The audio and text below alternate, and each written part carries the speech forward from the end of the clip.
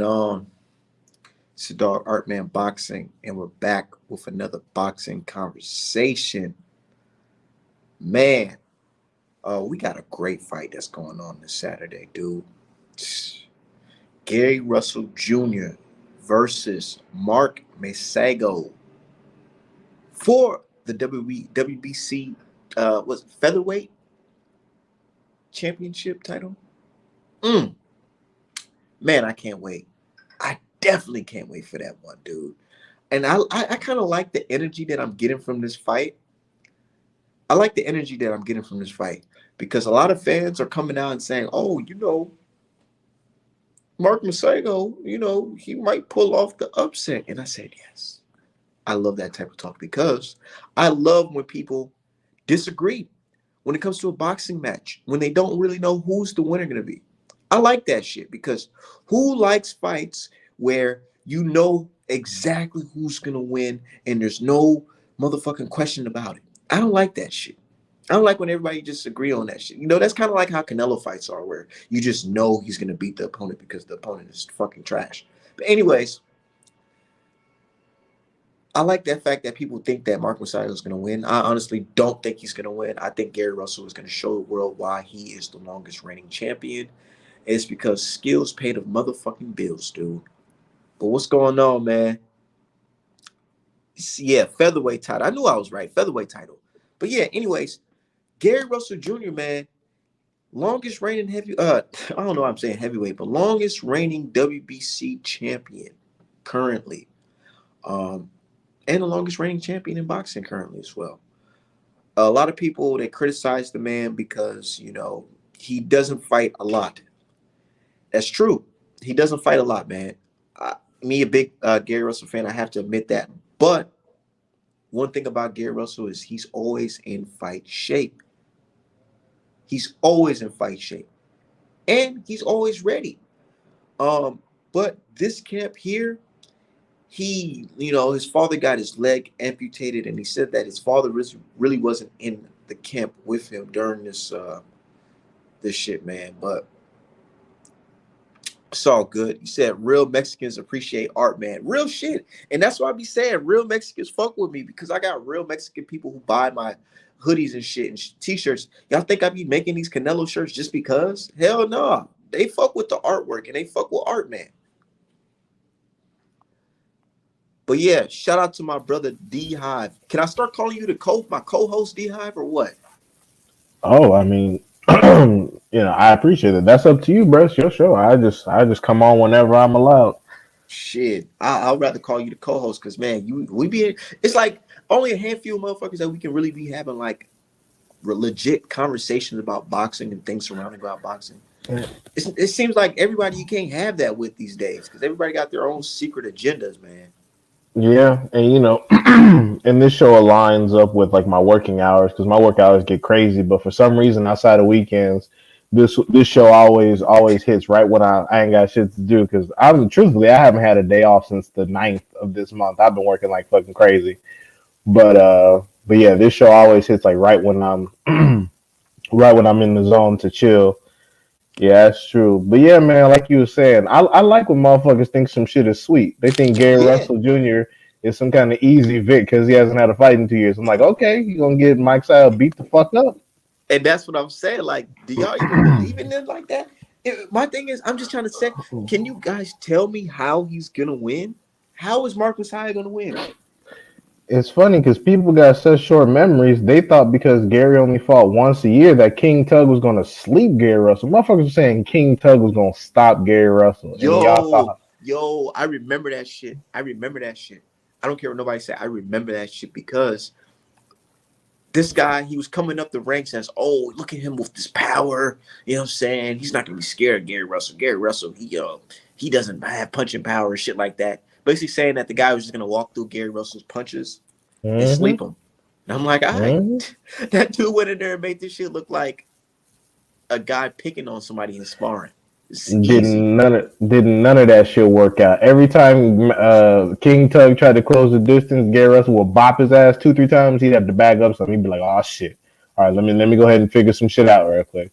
And I think Gary Russell has what Mayweather had, which is He don't have crazy power, but he has enough power to fucking make you feel like, oh shit, now let me reset real quick, or let me stop what I'm doing. I can't get hit with that shit. You know what I'm saying? It's not like knockout power. Not saying he can't knock you out, but it's respectable power. He's a volume puncher. He relies on speed and movement more than raw power. But if you try to run up on him like some shit is sweet, he'll get you out of there by accumulation. He'll cut you. He'll break your nose. He'll break your eye socket to where you'll just get stopped eventually. So Uh-huh. the more you move in on Gary, the more he makes you pay. The worse the beating is. Like Kiko thought, because Kiko had like 30 knockouts, he just ran in there like a dumbass and got smoked. He got cooked in 5 rounds. You know, I'm a Gary Russell fan, but I've never seen that fight, bro. You never watched Kiko Mar? Oh, that shit was beautiful. Kiko ran in there like it was like Gary Russell Jr. wasn't Gary Or Russell I Jr. He got probably it. have, but I probably just didn't give a fuck about who the hell Kiko was. Well, To be honest, I've always liked Kiko, but I knew he was gonna get his ass whooped that day. I was like, hell no, you getting slaughtered, dude. is that the dude who beat Kid Gallahan, right? Yep, one punch, slept. God damn. God damn, dude. And that's the funny part, dude. Hold on. I'm about to pull it up right now. I wish I can share it on the screen, but I can't because of copyright. Let me take this out. You know what? I did see this fight. I did see this fight because I ended up using this picture as the reference picture to paint for Gary Russell. Yeah, no, it was a good ass fight. Like he didn't put Kiko to sleep, but he cut him so bad the ref wouldn't allow him to continue. And I'm like, well, that's what your ass get. You ran in there, didn't pull your head off the line. You thought Gary Russell was a mark because he didn't have a lot of knockouts, and you paid for it. Shit, Jojo Diaz gave Gary Russell Jr. Some respect, but when he thought he was just gonna bum rush him, that's when he started losing the fight, started losing rounds, started getting popped. He put his And I'm guard I'm down. watching this shit, and I'm like, there's some fighters that throw punches with their head down and just throw caution to win and just throw the punch. Gary Russell's not that type of fighter. He's looking right at you. Mhm. He's looking right at you. He know where he's throwing his punches at. And the one thing I like about Gary is that what he'll do is he knows how to pivot while looking at you and going backwards. A lot of people don't know how to pivot off the back foot. That's why it's hard to get him in the corner and tee off on him because next thing you know, he'll turn you around and you'll be on the ropes. And then that's what he did to Tug a That's lot. Tug. that's literally what I just seen Gary Russell did just now. Mm-hmm. Like I Pivot right said, out there, have you on the ropes. the fans are setting up Magsayo like they set up Hergovic. They talked all that shit, and now he fucked around and got a real fight. And when he get in there, it's not what the fans think it's gonna be. And it's another situation where he's totally outclassing the guy. They can be like, well, you see Gary Russell, he only fight one time, so this is gonna be his last fight to 2022. I can already hear that shit. Gary Russell Jr. said he won't tank in Santa Cruz. Now, the PBC been protecting Santa Cruz ass, especially after the tank massacre, which, that's what that is. But if Gary Russell Jr. is serious about tanking, he's going to have to come up off the featherweight strap. That's just what it is. He's going to have to stop bullshitting and come up. Yeah. He got to come. Damn, Gary Russell versus Nayan BR has 1 million views on fucking damn, people like that shit like that. That dude, I'm telling you, people were picking King Tug to stop Gary Russell. And I was like, who is this nigga? What work has he put in? And that's the thing. When I was hearing that rumbling too, I was just looking forward to another Gary Russell fight. I didn't think nothing of it. Nah, bro. People got short ass memories. Motherfuckers were picking King Tug to stop Gary Russell. Yeah. I remember that though. Because I was like, hold on, because that made me more interested in the fight. Because I was like, who is this guy that they're saying is going to stop Gary? Yeah. And I'm not gonna lie, King. I don't know why he went back down in weight because at 130, like his only loss at 130 when he went up was to Colbert, and I'm like, you did pretty good against Colbert despite the fact that he's just a little bit faster than you. So I think he should have stayed He at did 130. better than everybody that fucking Colbert fought. Exactly. Like for example, if it was like King Tug versus Abraham Nova, for example, Nova might get touched up. But Nova's at 126 too, so that's actually a fight that can be made. I mean, even though the dude's on top rank, but personally, I thought he should have stayed up at 130. I don't know why he came the fuck back down in weight. You know what's a fight that I've been looking for the longest to watch? Gary Russell versus Jojo Diaz, man. It's like They they still scrubbed the haven't net with that shit. Yeah, I don't. I mean, I watched it, but I don't know why they took that down. Like the Nigga, I JoJo. literally only watched that fight one time, and then that fucking minute highlight ain't shit.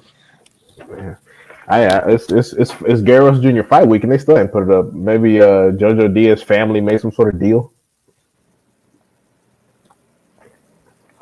I don't know, but you think that should be up already? Yeah, you think it'd be up right now. Yeah, it's crazy. Yeah, it was funny because after I don't recall many people picking JoJo Diaz to be Garros Jr., which was smart. But I found it so funny when people were picking Tug. I was like, based off what? The fuck have you Based off y'all? they just don't like Gary Russell as a champion. And I was talking about this earlier, bro. I'm starting to look at the fans the same way they were looking at Adonis Stevenson. They were looking at Adonis Stevenson like, oh, this man needs to give up this goddamn belt. We're tired of him being a champion. Somebody else needs to get it was so bad that they're even praising Botchdick. Prior to the fight, they were praising fucking Botchdick. They wanted him to beat Stevenson because they just didn't like Stevenson as a champion. And I'm starting to feel the same way. I'm starting to see the fans say the same things that they're saying about Stevenson, man. Oh, he's Yeah, for inactive. Why is he a champion? This and that. but for dudes like Gary Russell Jr. and like for example, Gary Russell Jr., Terrence Crawford, those kind of people, it's going to take them until they get as old as Stevenson to like for people to get for people to start They getting get the over one on up them. on him.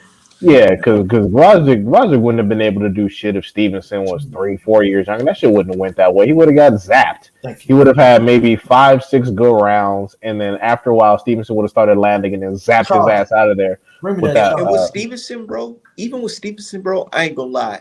Because I was following him on Snapchat. And I was seeing things he was doing, bro. He was half-ass training, bro, buying Ferraris and shit. And it's fucked up because it's like, I'll literally watch this whole Snapchat leading up to the fight. After that, he's never been the same since, bro. And That what's shit's crazy is crazy, that man. Stevenson was like light heavyweight Wilder, bruh. His left hand, dude. Was Y'all getting see that? dudes out of there. What's up, Julius? Y'all see Hey, that? what's going on, man? Y'all see that fight when he fought Top Dog Williams? He just barely cocked his left hand back and cut Top Dog lights all. He unplugged this controller.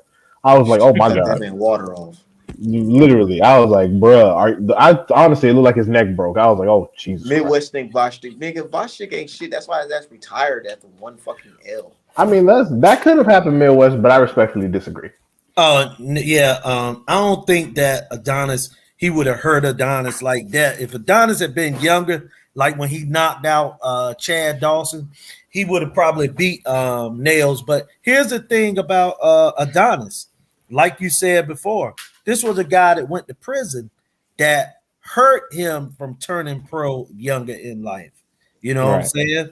I mean, he went to prison for pimping, and he did like what 4 years. And on Yeah. top of that, the wife that he had, a girlfriend or whatever that he had a lot going on outside the ring with that situation because a lot of times people got folks in their life that want to be big, bigger than you. You know what I'm saying? She was Right. on And some model type shit, distracting him from what the fuck he was supposed to be right. doing. I remember watching a whole Snapchat. And I'm like, dude, hmm and that's how it And he goes, had a man. lot of hard fights leading up to it. A Remember that gang of Bobby hard Jack fights. fight was a war. War. He was in the fight. I can't think of the guy name right now. Russian guy. They was in a real It hard was fight. Fonfara, and I think he's Yeah, like from far. Polish. Yeah, and Yeah, his and his that. last few fights up to that were Sakio Yeah, Bika, Carpensi, Top Dog, Fonfara, right. and Badu Jag. And then Bobby this is Jack. coming. Keep in mind, that was the second time he had fought Fonfara, got a UD, and Right, he smoked fucking Tavarius Cloud, Chad Dawson, and Tony Bellew before his right, first Fonfara fight. So man was putting right. in work for a long ass time, Yeah, Yep, no doubt. that's put in a true. lot of work. But even in this game, you could be putting in a lot of work. That one training camp, you slip up against somebody, Can kill you. they can kill you. Yeah. Literally. Yeah, yeah, Hey, man. Art, man, I want to touch on something, man. I don't know if you did it yet because I had just, shot in here. But No, look, we man. we only been cooking for 15 minutes. Okay, cool. Let me address something that I got a chance. I didn't hear everything that you had went through on that particular line, but I did see about a guy, you know what I'm saying, was saying that he wouldn't buy any product unless the product is licensed and merchandise. You see, I'm gonna say this, and I'm gonna say this without even calling this brother a name or sister a name. But I will say this about people. It's funny to me how everything has to be credentialed and they have to go by the rules to do this. But let me ask you a question. Do those people buy weed from a dispensary or would they go on the street and buy one? Just wondering, just a simple question. Do you buy your marijuana in a dispensary or do you go on the street and buy it? You see, people get a chance to pick and choose what they want to coon about. You see what I'm saying? Because basically that's what it comes down to, cooning. And he don't Because know you what I got buy, going on. He's just making fucking assumptions to hate. It's like, dude, you don't know what I got going. You honestly don't know. bro. But I don't have to go out yeah. and prove myself or show anything because it's like, why? Who are you? What's Thank you for showing me crazy? you are a hater. What's crazy is that you make merch for fighters. So what makes people believe that you wouldn't have any sort of agreement with the fighter? Why would a Exactly. fighter buy a merch with his identity on it if you were stealing some shit? Make it Right, make sense. exactly. Or he It People wouldn't doesn't don't make know say, any. nothing about the First Amendment as well. right. And They just They don't don't. understand business like at Or all. understand business.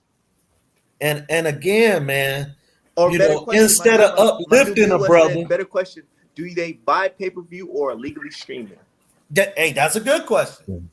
Because you can't tell me that they won't turn on an illegal stream and they're gonna say, "Oh no, I can't do this. I can't watch this Earl Spence fight for free. I have to, turn this off and buy it through Fox pay per view." No, they're gonna keep watching it. But Yeah, my thing is this though, man. Like, I don't understand how people can down a brother for doing nothing more than just trying to make an honest living. But they'll go on platforms with white people and they'll be their token Negro. I've never right. been able to understand that because I've never been a token Negro. You know what I'm Shit. saying? Even Not when I young. see even when I see black people making a dishonest living, I'm like, I don't give a fuck about the system. Get your paper, nigga.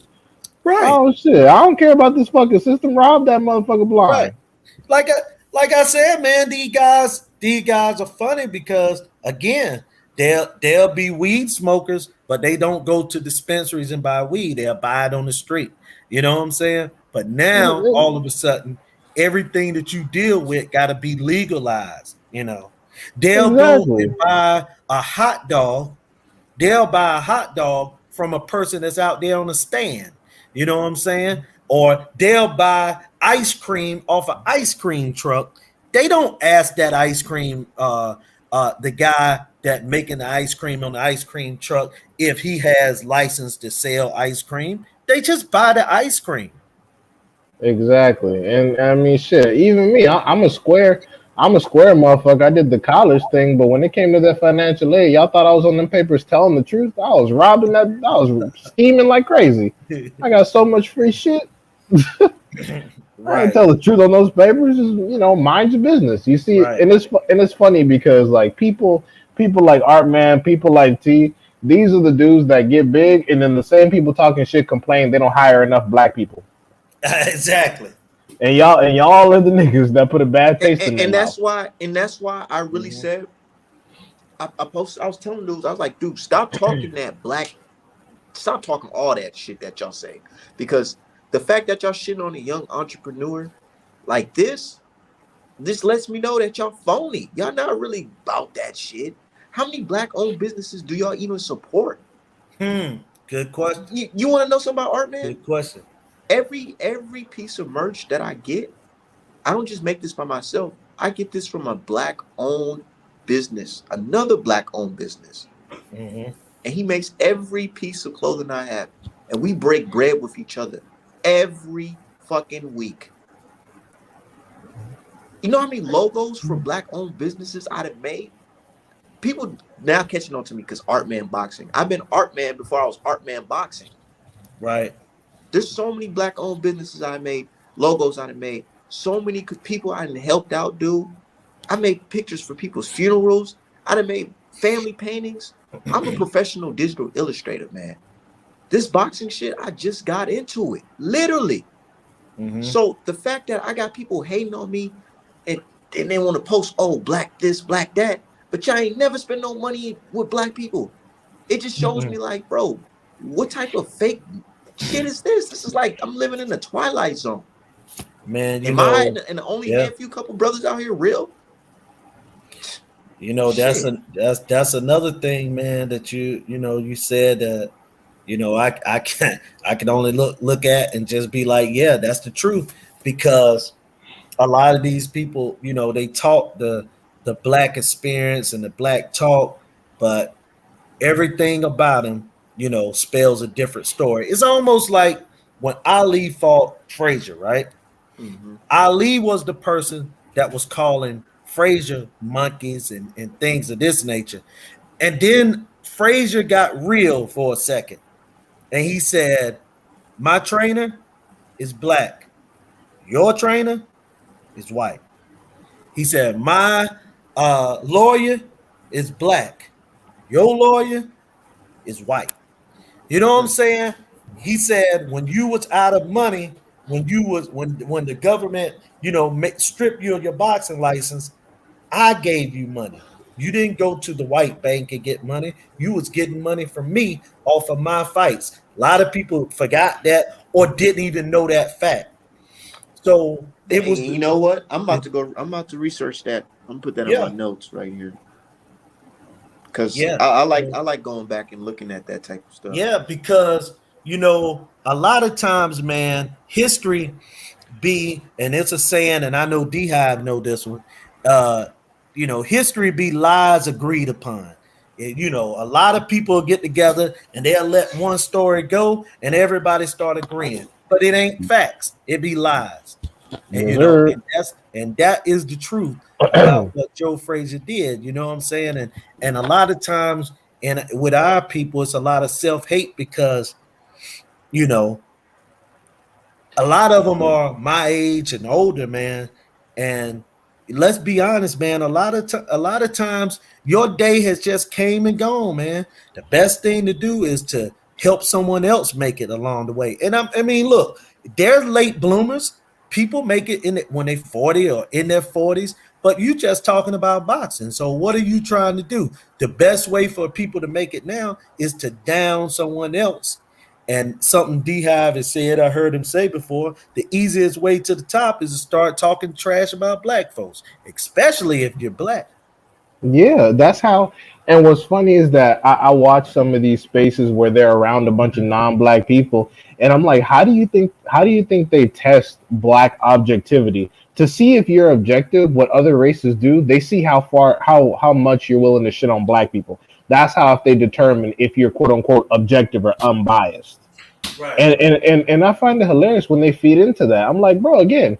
And you was talking about on the way to the top, Julius, and these people that we're talking about, they're not getting to the top of shit.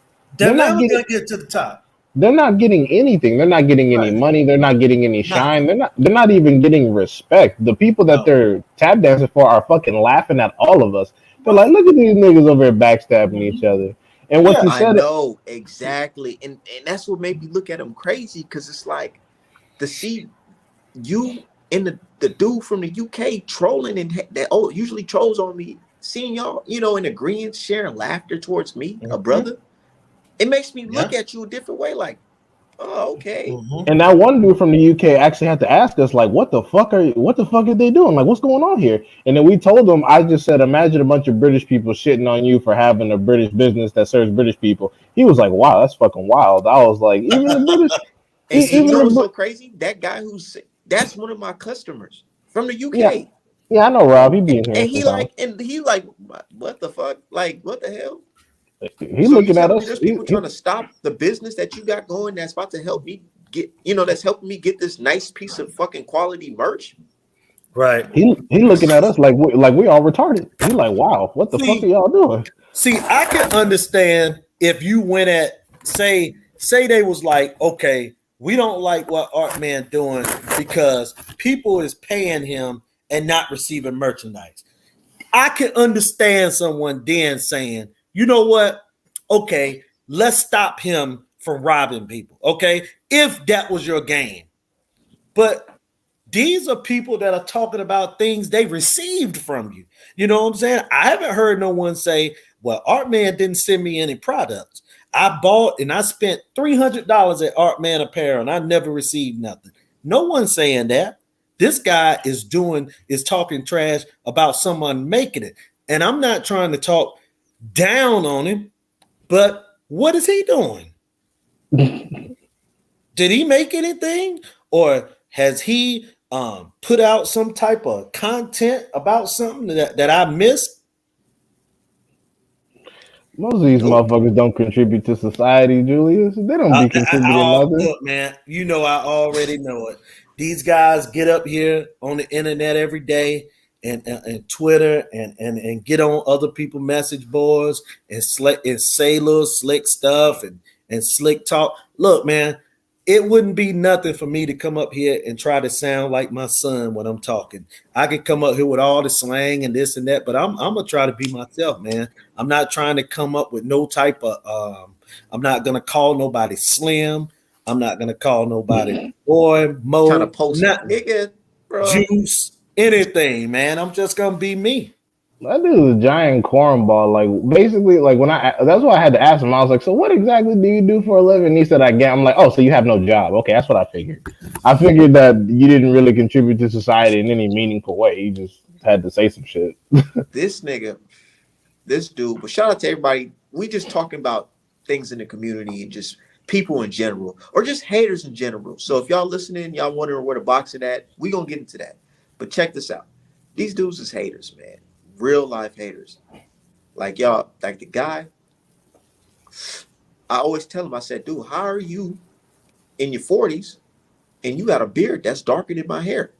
And I'm 27. Make it make sense. And you know what's so sad? I remember in the early days, you know, when this, whole Wilder versus Fury, nonsense was going on. And Right. I remember getting on him because he said something crazy to me about Wilder. And I remember getting on him. And then I remember him hitting me up on some like, yeah, I'm not even all that, dude. You cool. We cool people. You know what I'm saying? I swear to God, I wouldn't be lying. I swear I wouldn't be lying about no shit like this. But he came to me. He was like, yeah, man, it's not even like that. Now, here we are today. Fast forward.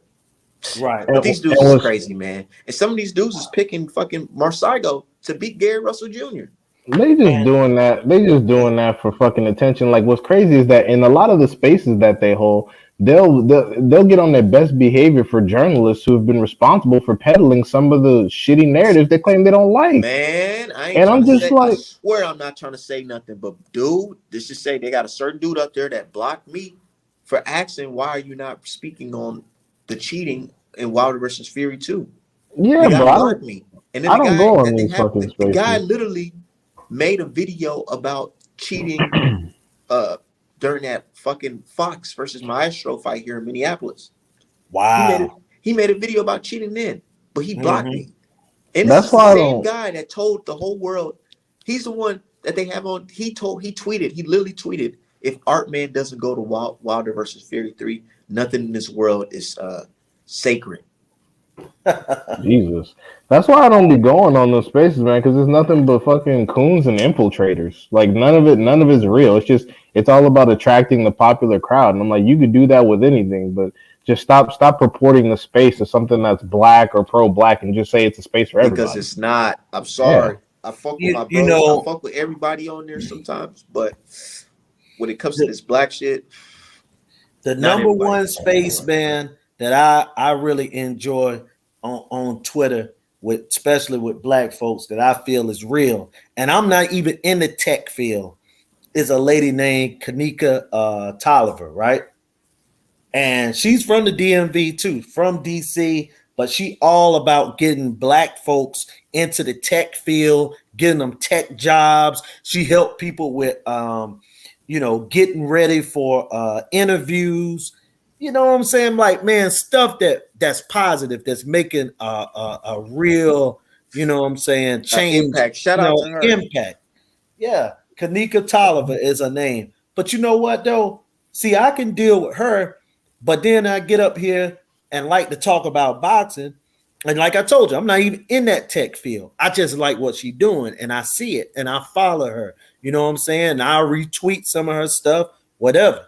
But I get up here on the boxing thing and want to talk boxing, and these guys will get up here, and like we've talked about before, they'll start screaming at you.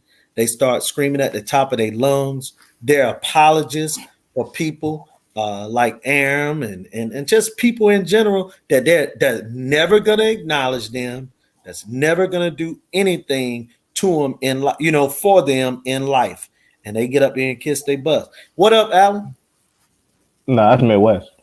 Oh, No, Midwest. he What's in the good, chat. bro? He's in the chat saying salute Yeah. Art, D Hive, Julius in the chat. I'm at the What's gym up, right Alan? now, so I'm just listening. But But yeah, it's like and they backpedal so often. Like when I get a pick wrong, like I pick better B. I mean, I pick Brown to be better B if like some of y'all did. Mhm. And then when he lost, I didn't go, oh, I actually didn't pick him, or oh, well, see, that's not I just went, yeah, my dude lost. It is what it is. I just moved on with my life. exactly. These Exactly. With the Wilder versus trying to Fury thing, backpedal and shit. with the thing with Wilder versus Fury, that was a legit 50-50 fucking fight with heavyweights. It is. And I mean, when Wilder yeah. lost, they talking about, oh, look at Art, man. He needs to delete his channel. I'm like, what? The fact, don't get it twisted, because you niggas was listening to my shit saying, hey, man, I ain't gonna lie. This Art man sounded about right. He been right about everything. hey, man. Yeah. If you like sports in general, I don't care if it's boxing or whatever. If you don't pick a fight wrong or a game wrong, it's because you don't pick them, or either you lying. No one is batting 1,000. You know what I'm saying? You're gonna get fights wrong. You're gonna get some fights right. You're gonna be able to pick a upset because of something you see. You're gonna, you know what I'm saying? Like, they hate me so much for getting Wilder versus Fury wrong, right? But they didn't praise me so much for being the handful of people who actually picked Kambosos and had live streams and talk about why I picked Kambosos. Man, you went hard for Kambosos for a couple months. I remember me and you was talking about that because me and you had a conversation on Twitter about Kambosos T.O. I said, man, I think T.O. gonna win.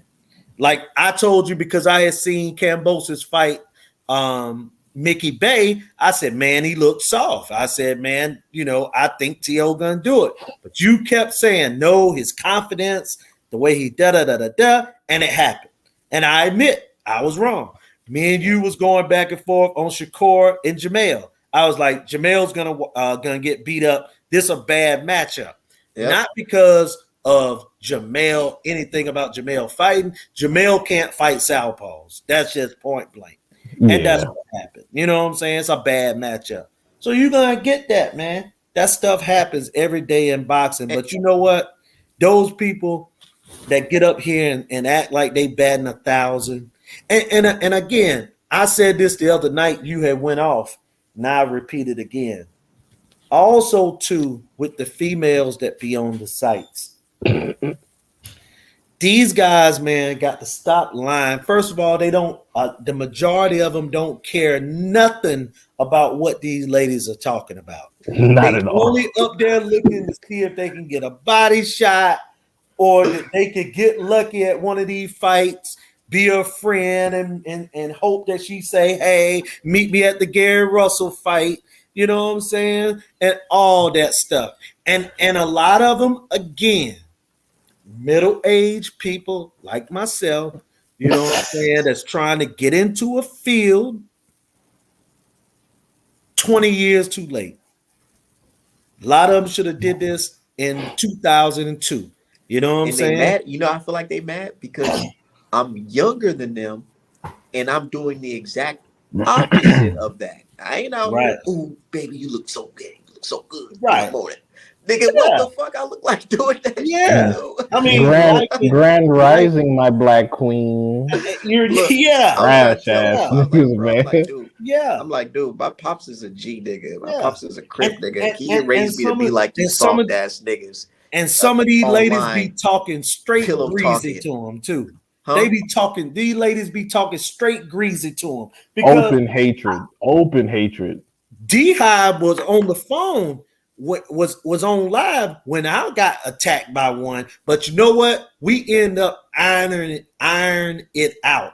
But it wasn't because I told her, "Oh, please don't talk to me that way." No, I had to be stern and tell her, "Don't disrespect me. You disrespecting a black brother for nothing over boxing."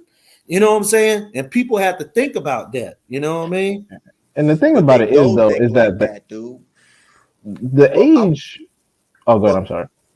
my bad for cutting off, but I was about to say because you had brought something about the George Kambosos situation. Mm-hmm. Now you see how when we had that conversation about the George Kambosos, I was telling you exactly how I felt he was going to win and what he Yeah, had to do to win that fight. yeah. These fans can't do that with this Mark Masayo situation. They're No, just saying, "Oh yeah, he's just going to win." I mean, yeah. whatever. Gary Russell's inactive. And they hate Gary Russell because he inactive. Like people are the stupidest. Like for example, with this whole entire Al Heyman thing, black or white, how do you hate someone who says absolutely nothing? That's more about you and your hate. You hate a person who says nothing to you. He says nothing positive. He says nothing negative. He just do his thing and you hate him. That says something about you. And you want to see You him know what get I'm knocked saying? out. You want to And see I Yeah. him lose. disagree. And I disagree with I disagree with Heyman's decision of protecting Leo Santa Cruz from Gary Russell. Right. But I I mean, do too. I'm not gonna hate him and talk shit for the rest of my life. I'm like, it is what Right. it is. Like And these dudes be motherfuckers. like, yeah, yeah, that But nigga Al Heyman. people didn't ride Bob Arum ass for hiding Valdez from Shakur just now. He only making this fight because he has some bad PR. I'm like, And right. where were y'all motherfuckers right then? But about Mm-hmm. what Julius said about the age, Julius, the only part I disagree with you on is that it doesn't matter how old you are when you actually know what you're talking about. But when you're Oh, coming into a space late and you have no idea what's going on, you need to do certain shit. You need to be flamboyant. You need to be loud to get attention because it's obvious you don't know what you're talking about. Like I said, yeah.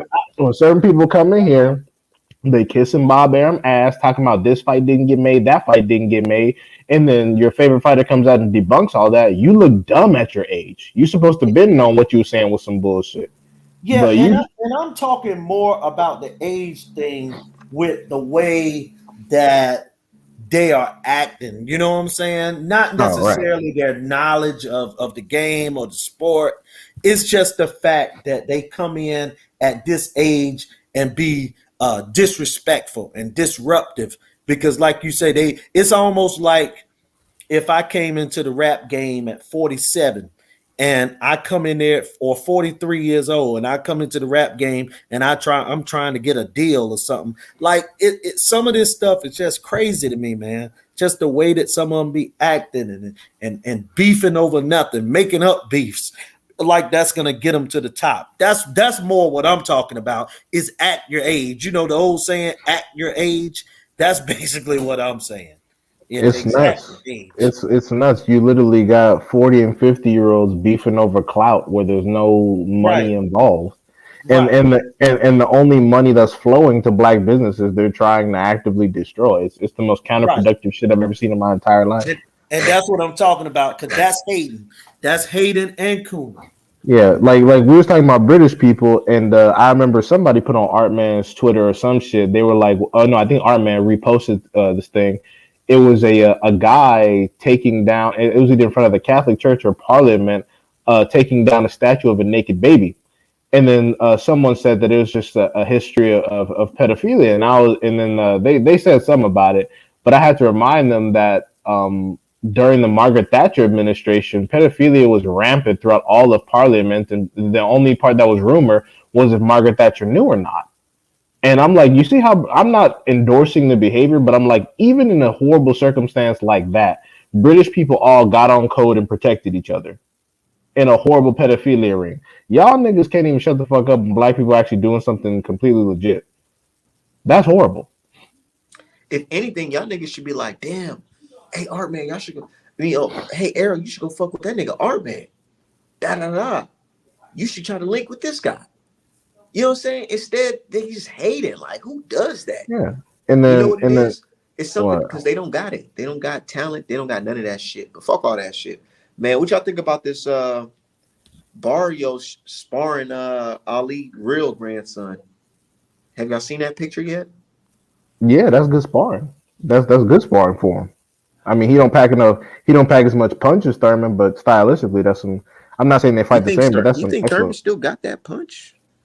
Yeah, because if you watch the way Akhmedov was touching on Barrios' ass, Thurman could put him down if Barrios fuck around. I could see a Thurman versus Javante fight if he win this. I think that's what they trying to set up, bro. I'm gonna keep it 100. I remember those interviews. I did like that talk of Keith Thurman versus Javante just because I'm like, yo, I ain't gonna lie, that's something out the loop.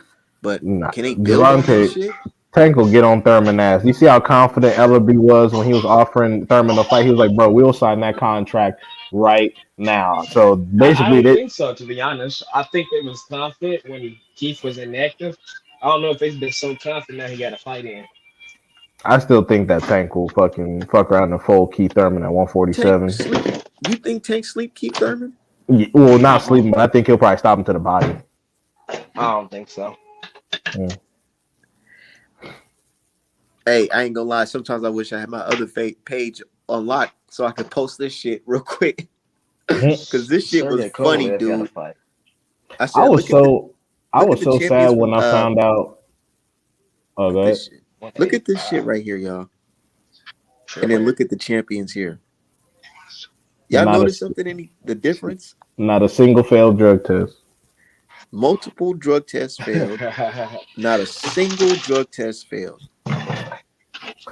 I was a These other fan of guys is Neri all too. pillow fisted, female champ. Oh, a I never drunk liked one-eye Neri. arrow. After he got off the drugs, man, that dude didn't look good. He I was was well, like saying I was he a big fan. inactive, I was a saying he big fan lost to until I found Montiel. out he failed the drug test. Then I was like, oh shit, I can't support this nigga no more. Yeah, once he failed the drug test, every fight he had was nasty. I'm like, oh, this ain't shit. Who you talking Yeah. about, Neri? Yeah, Yeah, I didn't know he failed the drug test until last year. Somebody had to tell me. I was like, fuck. that might have been me. Yeah, that probably was you because I liked his story. He only had 9 amateur fights and got a world title. I was like, oh yeah, man. See, I was like, Neri, cold blooded. He the truth. And then I found out this nigga popped. I was like, God damn it. I was like, fuck. I'm gonna tell you, man. I never was really sold on Neri Mhm. because not just him being a weight bully. It's still a feat. Even with juice in your body to be a world champion at with 9 amateur fights. I think his situation was he was using that juice because he was fighting out of his weight class. And that's what I think a lot of these fighters go wrong, man, is actually being a weight bully hurts you more than anything else. Well, yeah. I Because mean, you it gotta depends though. If you're dehydrate so damn low. It just depends on if It, your division is full of punchers or not. And at that weight, they got some decent punchers there now, so it's definitely a problem. But if you're in a division where where there's not a lot of punchers, like if you're at 115 where knockouts aren't as prominent, if you're at 130 where there aren't a whole lot of massive punchers, then you could probably be Right. okay. But he fucked around, and got in the wrong division, and got Hey, can served y'all up. hear me? Exactly. Oh Yeah. yeah, What's what's up, up, Alan? Alan? Can y'all hear me? Yeah, What's good, fellas? What's good? All right, what's good? DC Midwest. I'm at the gym right now, so I don't know if y'all can hear me or not. What's up, man? What's up, Alan? What y'all talking about? Hey, what's good, Midwest? I ain't get a chance to speak to you. What's good, man? Man, what's up, Julius? Chilling, we man. just man, we were just talking about the I like fights. how these Bud fans that been using Top Rank as an excuse, just totally silent right now.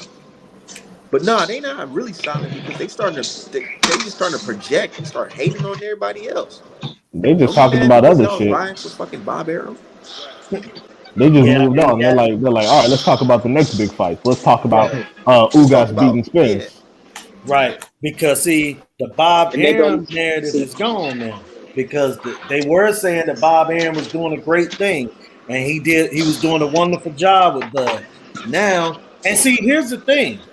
Now, this is how I know if a person is truly a boxing fan or really or just became. And ain't nothing wrong with saying I just became a Terrence Crawford fan.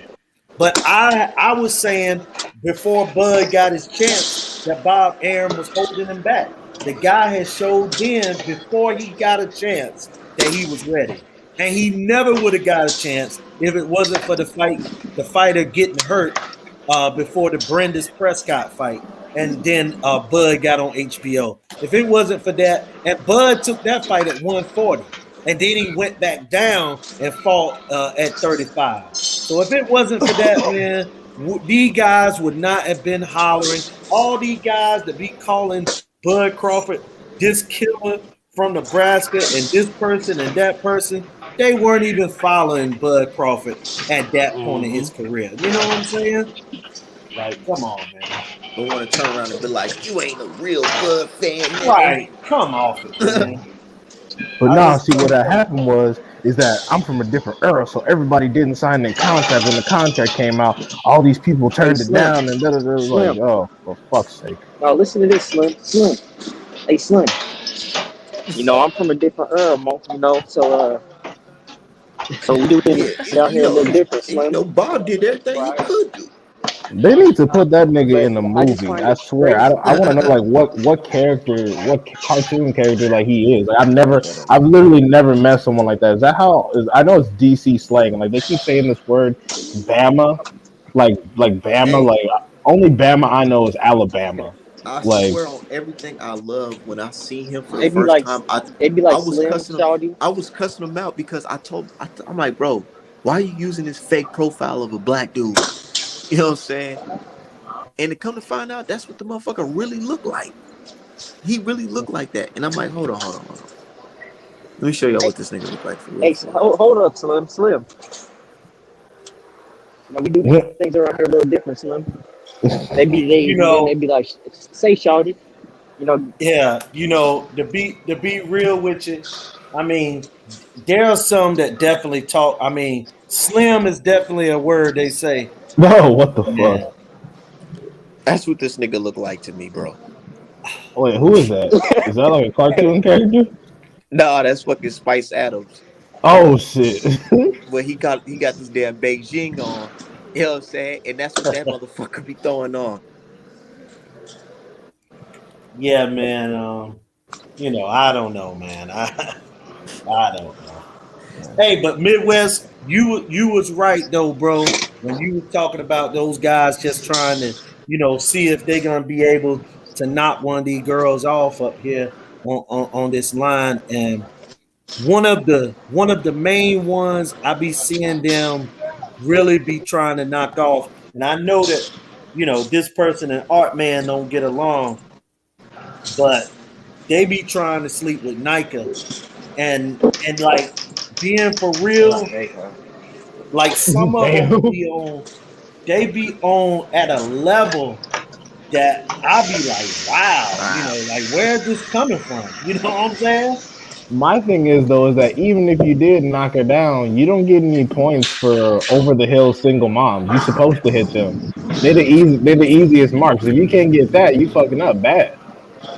The fact Like that, dude, let me tell you, there was a particular situation where a guy, um, he had said something to me, but he just came out the blue and was just hating on me. I'm like, where the fuck this nigga at? And then I'm just scrolling down my timeline. I see him saying the most cliche, corniest shit to this woman, talking about some, yeah, baby, you got my dick hard this morning, talking about boxing. that's just weird, man. That's And weird. then, and then, and That shit then is weird. I go on his page, and he was he got married, a whole right? wife. Yeah, he got a whole Yeah, the ass dude wife is at home.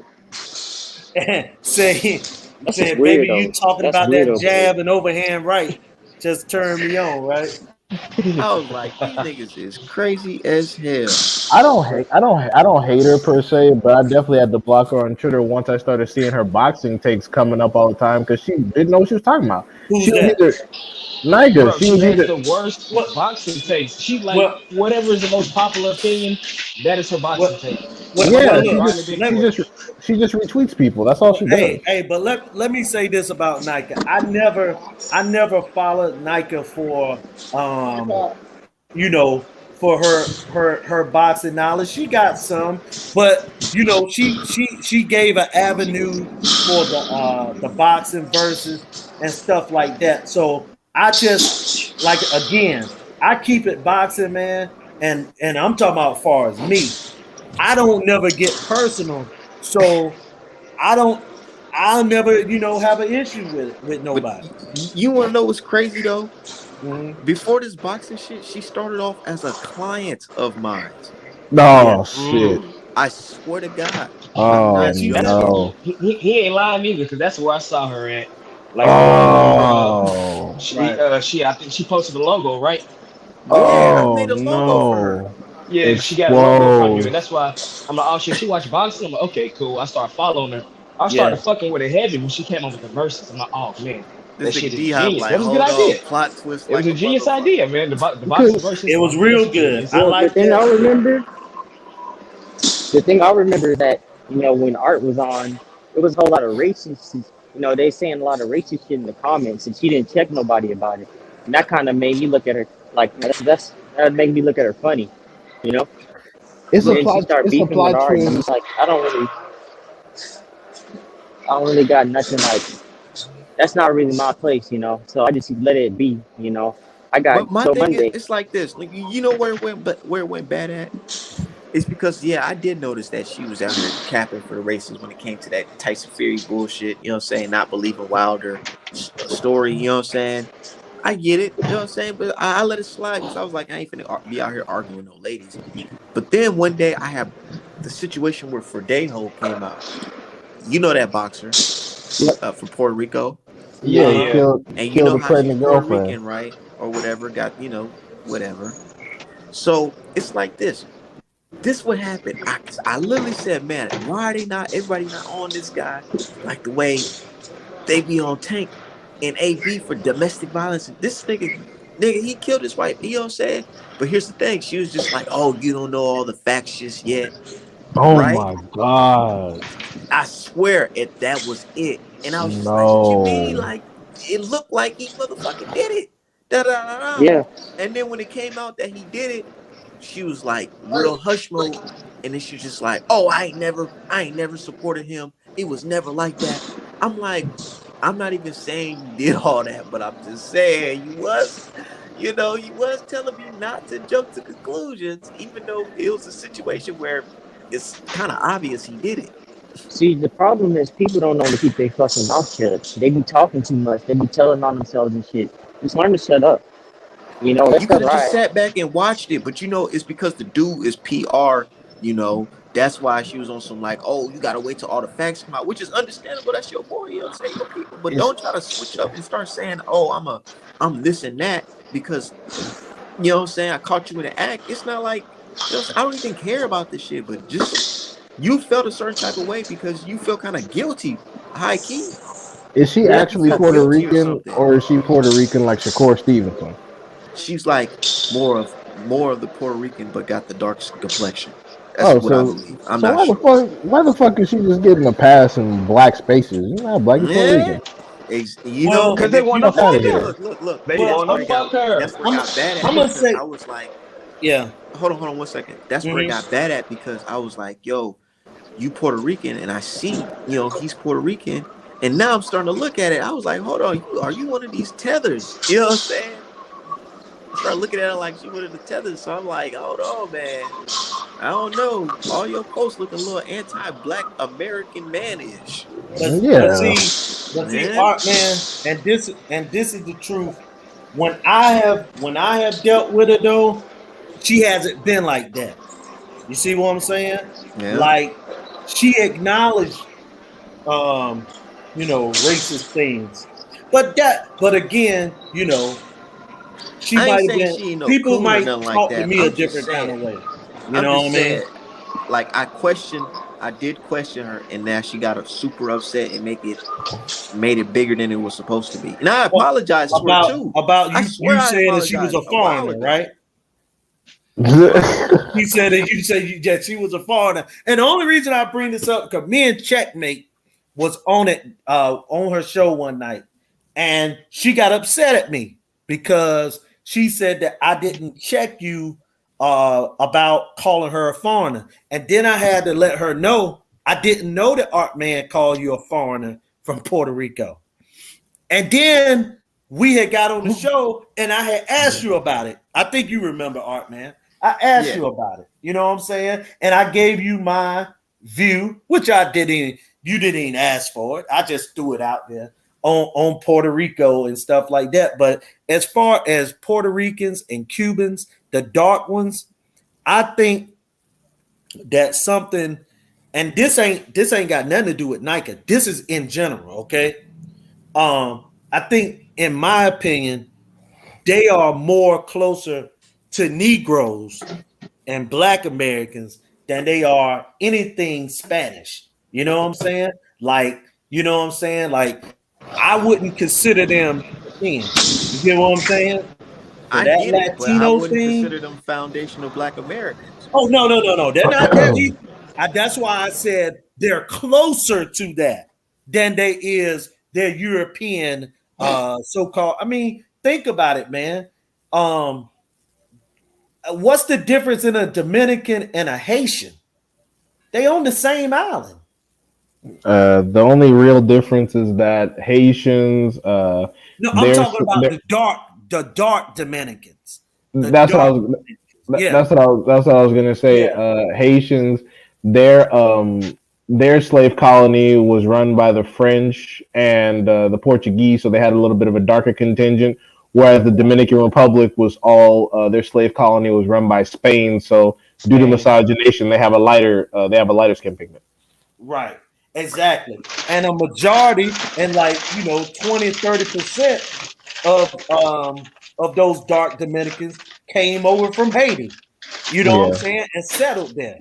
Because So a lot of the Portuguese slave traders had already been integrated with African DNA through the Moor system the before, Moors, right? yeah, which led up to the Spanish Inquisition. So afterwards, after most of the Jewish persons and Moors were expelled, they still had some African DNA amongst those that participated in the slave trade for ease of communication, similar cultures to disarm the locals to make the landmass easier to govern and take over and maintain. Right. Yeah, so that's the key difference. But that's why. But generally speaking, if we actually go back to DNA, they're all from around the same place. But I don't really get into all that until I hear them open their mouth. If they're decent, I'm like, okay, cool. But if they're on some anti-black shit off top, I'm like, Dude, yeah, it's fuck like you. this. I'm keeping Right. 100 because a lot of people be feeling like, oh, I just don't like people from other places and other countries. It's not like that. It's not like that at all. But I do understand that as a Black American man, I don't have that many allies because I see people from these communities saying crazy things about Black people, acting out on these crazy things as well. You know what I'm saying? And I just feel like, we all have different cultures when it comes to us being melanated people and different agendas. So I I feel like mean, it's really hard for us to all be on one accord if we all have different cultures and different agendas, man, as melanated people. and I We, think also, yeah. Go ahead, Dh. oh well, I was just gonna say it's hard because in history, the real niggas get killed off early. So if Right, they can't reproduce. All the cowards and snitches always have long lives, and they have all the damn kids. That's all right, I was gonna say. Man, right. I'm just saying, man. I'm just saying, look, like you can't be saying that you Black and I'm Black and that the conversations is reparations and you talking about some hell no, I don't want that. And people looking Hmm. at you like, oh, see, he's speaking for Black people. Nah, nigga, No, he hell ain't no. speaking for I'm me. nigga, my people from this country right here. They talking to Right, me, not you. You right. should be asking me the question. I You know what I'm just get saying? so And angry when I I'm just saying, it's like, bro, some of these dudes from these other countries, they looking like us, but they be wanting to bleach their skin and stuff like that and I mean, side with the people who oppressed us. Like I don't do that. That I shit's mean, weird. it's just like the movies, man.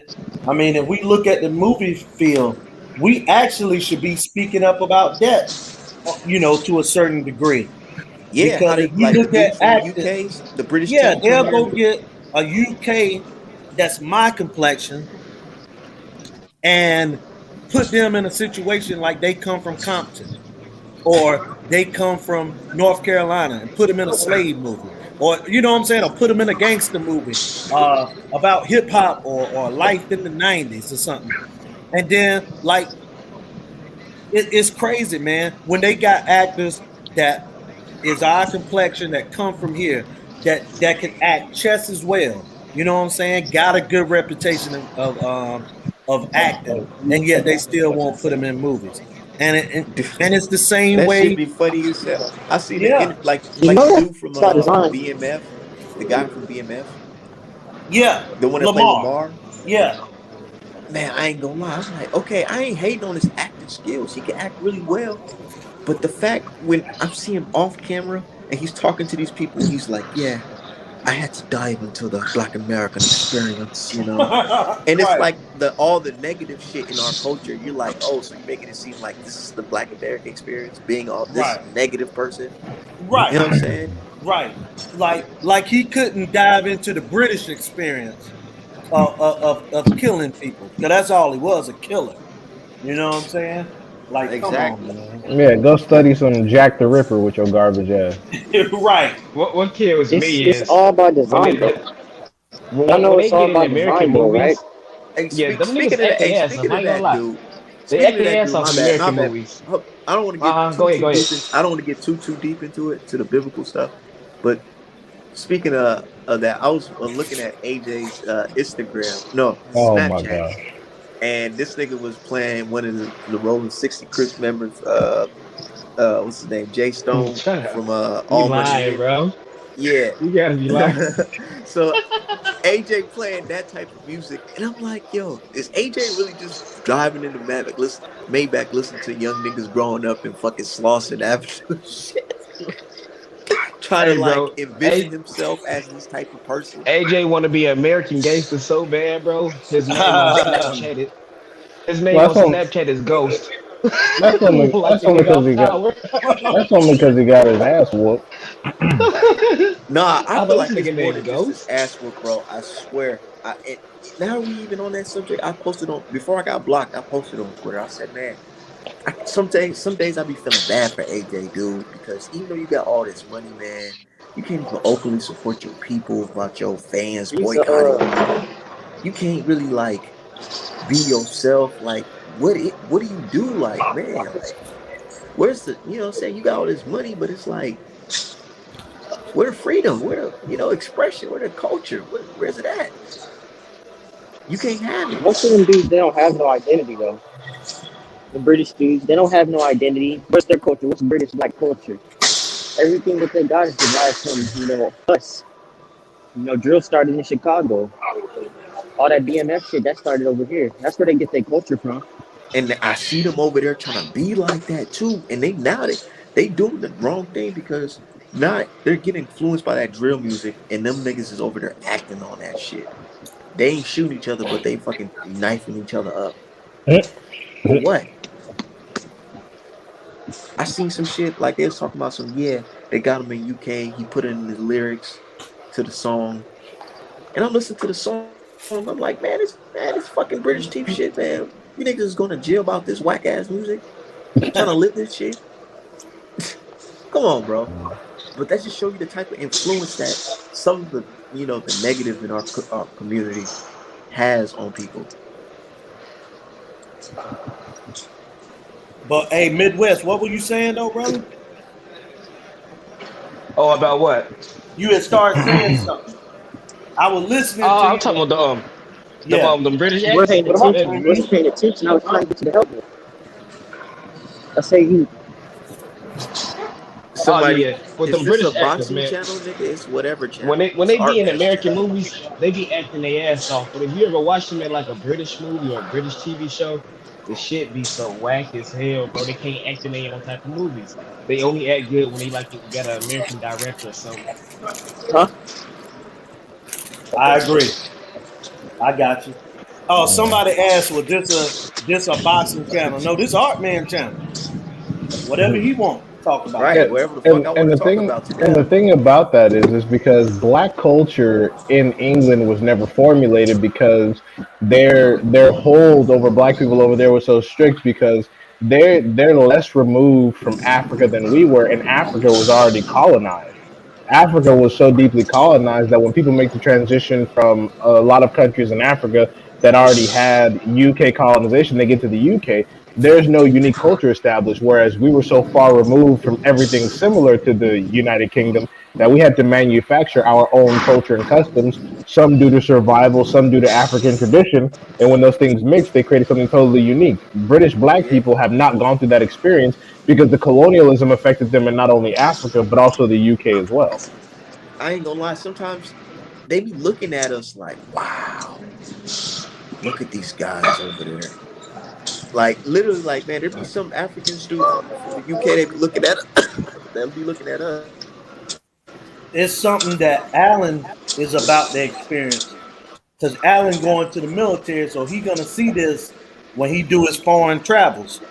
Yeah, Midwest put us up on And game. He was like, British yes, girls love American black dudes. oh yeah, and in Germany, the Africans that's there try to act like they're American, but the German women and the German people pick right up on it and say, "Oh, you from Africa."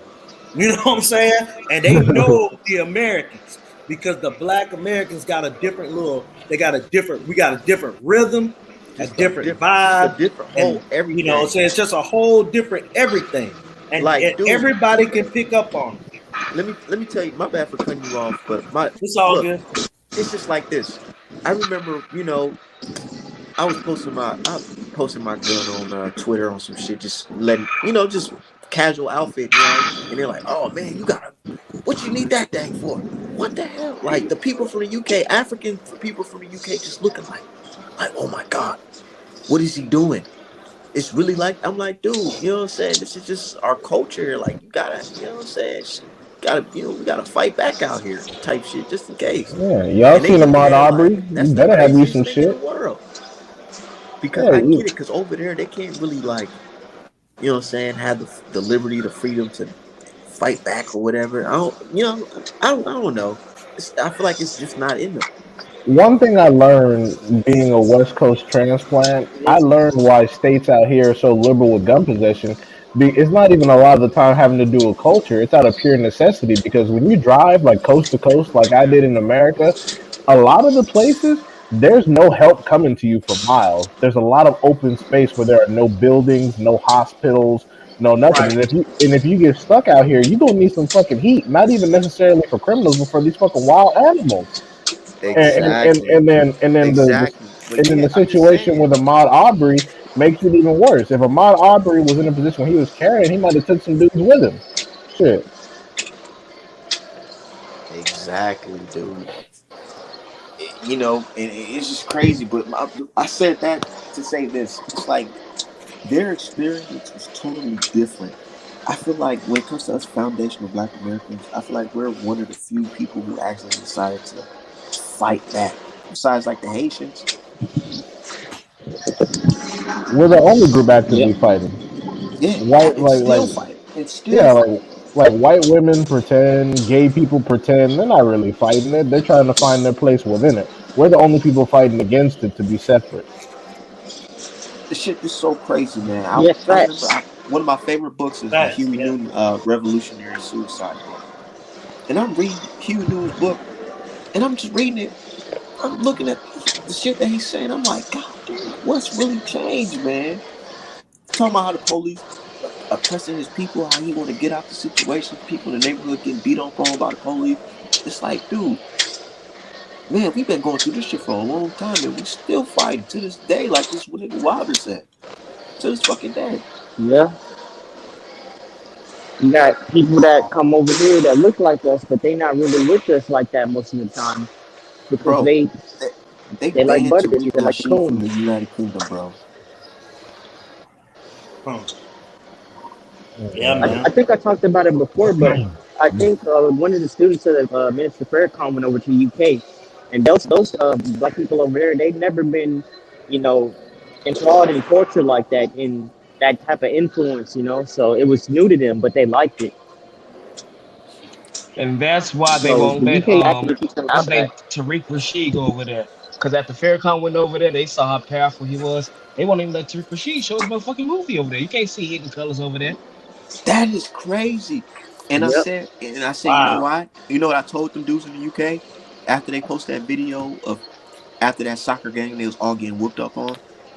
I said, nah, I guarantee if they would try this, I say remove the white Americans from here and put those same United Kingdom white folks over here with the Africans here and get upset after a football game or whatever, soccer game, and try that shit over here. What do you think will happen? Hmm. They will get You're their gonna get asses big whooped. hands. And you know You why? get- It's because we don't play that shit because we nigga, we know our history, we know certain things. We know our history about our people. These guys, they're so disconnected from that warrior class, man. I ain't gonna lie to you, dude. Not saying there ain't no real ones in the UK. Of course there are, but the majority, let's be real, it's different. Yeah, a lot of That's why them all the UK accept. dudes they complain. Uh, I'm just gonna say that's why the UK dudes they complain when we start talking about topics like these because the black people over there they're not gonna speak up on nothing like this. It makes them white people over there uncomfortable, man. You know, Mm-hmm. and I the remember the UK dudes folks in asking the me, UK are more just as racist. I remember a Oh, go dude ahead. asking me, he was like, from the UK, African dude, he's like, man, you really believe that these people will do something to Wilder? I'm like, bro, do you know the fuck I live at? They killing niggas at 21 for fucking feeding kids in the community. Absolutely, they'll do something to Wilder. What the fuck? Do I think that? Why would they conspire against him? Bro, they Shit. literally killed Fred Hampton. How old was he? Like 21, 22? Right. They kill Sonny. Yep, he was 21. Killed Sonny Liston. And they Kill had Sonny the killer Liston. on the fucking documentary. Yep. And also, the one that I really like to talk about the most is that the people that they say they love the most, the black people. I mean, they killed Martin Luther King. You know what I'm saying? He was very peaceful. Doesn't Yeah. matter. It doesn't matter if you're peaceful, they'll still kill you. It doesn't matter if you're uh, a tyrant. It's all the same. It's gonna end the same way for us. You know what I'm saying? It's gonna end the same way for us, man. But Shit. Muhammad Ali, they said they love him, but they didn't love him until he started shaking. Yep. So And he it's couldn't gonna be talk the no same. more. And it's gonna be the same with Wilder. They're not gonna like Wilder until he's retired from public life. Right. And shit. And you know what? You know what else is crazy? They straight up killed the president of Haiti, and nobody paid any fucking attention to it. Assassinate him and right in front of his wife. This man was murdered in front of the world, and everybody moved on like that was some regular shit. I'm like, bro, a head of state was just killed, Yes, in his own house. killed, and everybody just went, oh well, that's Haiti. No, man, that's some bullshit. That's not just Haiti. The hell y'all talking See, about? the That's thing just is Haiti. that No, Yeah. they kill you, then they In They his still commemorate got a you, own grudge. house. and They they'll still got a celebrate you grudge after over you there. die. yeah, exactly. Because martyrs, it's more difficult for you to affect change as a martyr. When you're on the ground and you can actively talk to people and you can expose things that are happening, you're a threat. But when you're a martyr and you're dead, is it's harder for you to actually affect change because you can't mobilize people. It's very hard to mobilize people around ideas because then we got immigrants that'll come in and just try to pick apart motherfuckers' legacies. Like, oh, Martin Luther King, he cheated and had some white women and blah blah blah blah. And I'm just like, even if that shit were true, what the fuck that got to do with what he did? But Yeah, then, I've been hearing that. that crap. You know what I'm saying? I've seen Hey, enough. wait, Alan, mute up real quick. There's a lot of I'm background young. noise. I'm young, but I've seen a lot of life. All right. Yeah, Oop. but like, Yeah. yeah, and then it's funny because to those people, I'll be like, well, guess what? Maya Angelou married a white man, and she was both a pimp and a hoe in the same lifetime. What's good now? Oh, you just a hater. Ah, shut the hell up. Nobody got time for that. Nobody cares. And in fact, honestly, being a pimp and a hoe probably helped her life experience from which to draw on from inspiration. Shit, I Yeah. know that. I know the pimp game helped Malcolm X out. Right. Mm-hmm.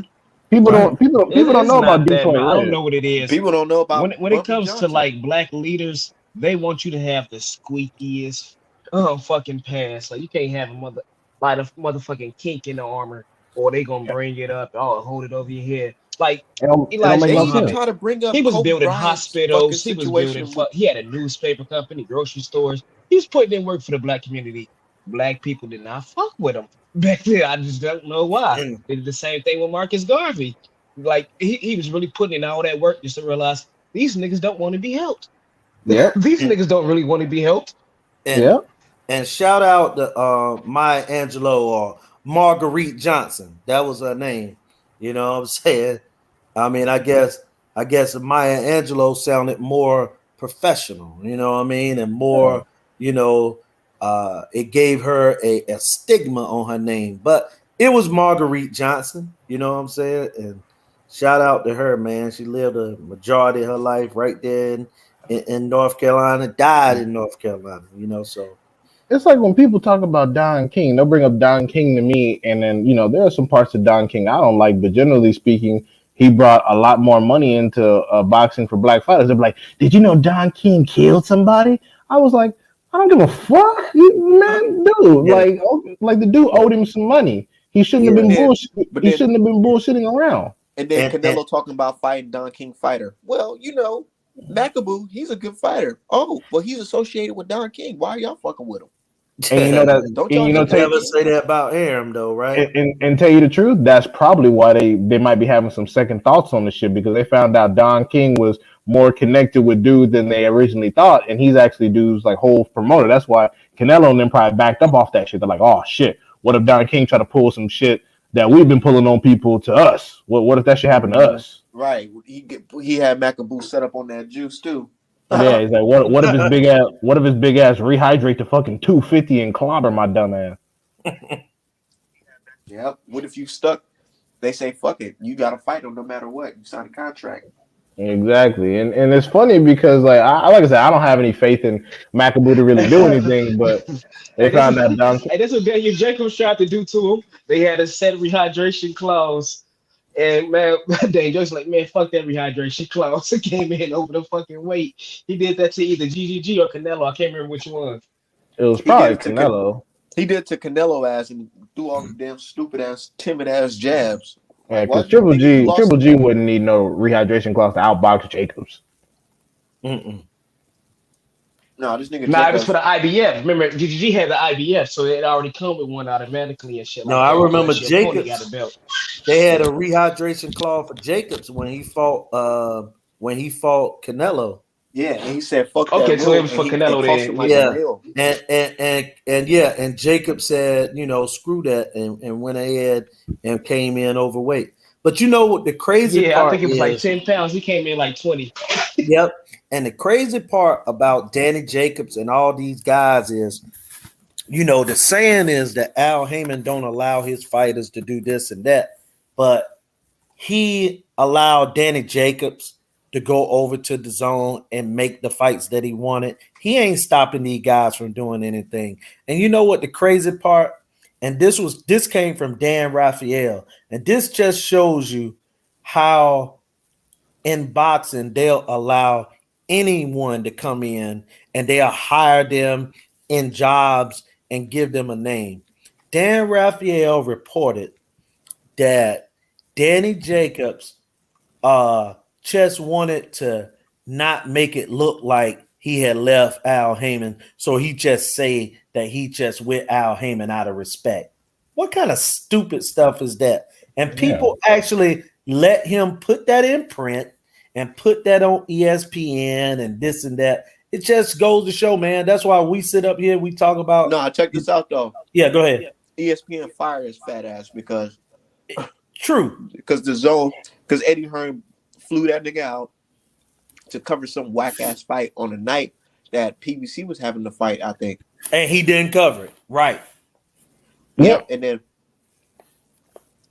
but anyways, he flew him out and they bought him dinner and he wrote a bullshit piece about a DAZN fight when it first opened up. Right. And Eddie Hearn went out and started talking about that shit. Yeah, of course I buy out media. Who doesn't? Right.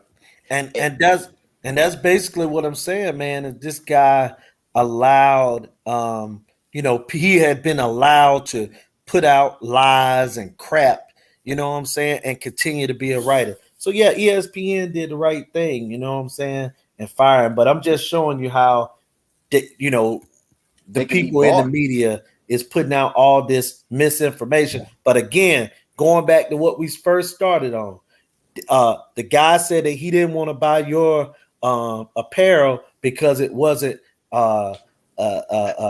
in merchandise and this and that. So he wouldn't take our word if we got some information on a particular fight. He would wait until ESPN or CBS or one of them say it, because he like to get his stuff from what do you call it? Authorized you know what I'm saying? Information and merchandise from, you know what I'm saying, it's been patented and all that stupid stuff. Just go to show, man. These guys are just cooning. But then he'll go ahead and talk about boxing, and his official sources, somebody who knows somebody said some shit. Right. Retarded. Right. It makes no sense. He'll talk all confidently about something that he heard third person. And again, it's just like, bro, you have to use your brain. Why would professional fighters and their associates be telling you anything? He was one of them niggas that was telling me, "Oh, nigga, you crazy? That Wilder fucking fight is not fucking happening." Because the third one, yeah, the third fight, yeah. Right. They was all telling me that shit. I remember that shit like it was yesterday. Yeah. And it's like, oh, he's gonna lose the arbitration. He doesn't have an arbitration. It's not a real. Because Bob Arum is a lawyer.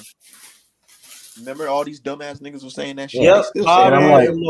I'm like, Bob Arum is not the only lawyer in the world though, and he hasn't practiced in umpteen damn years.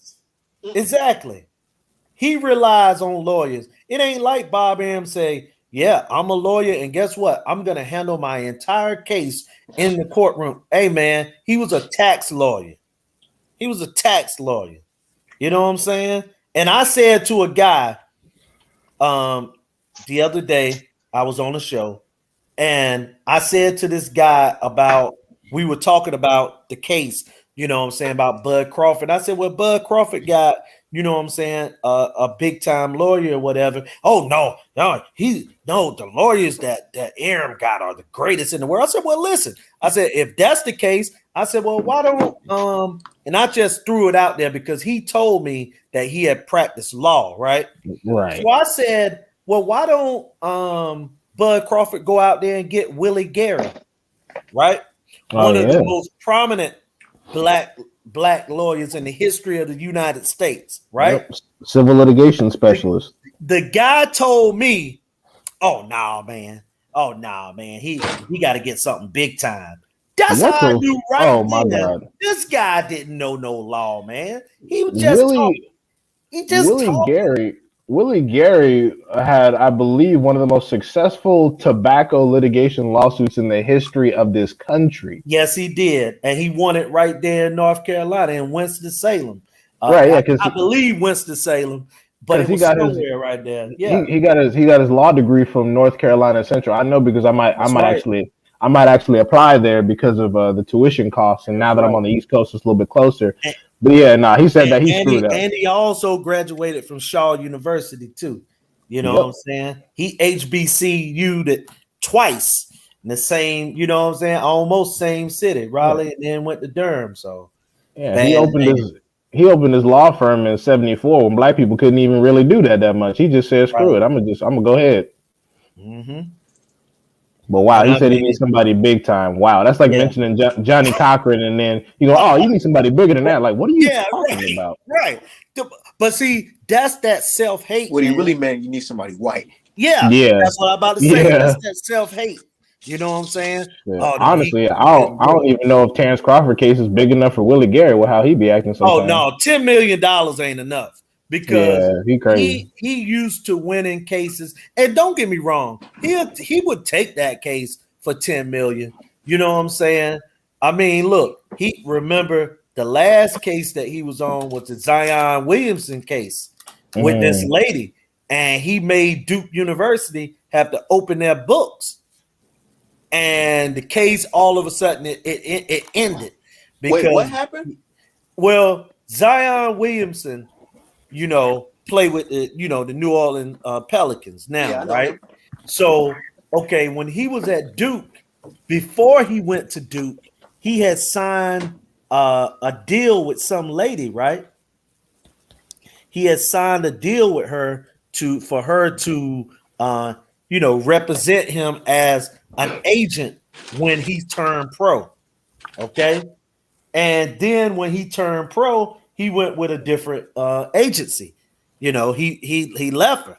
So she was trying to get him for breach of contract.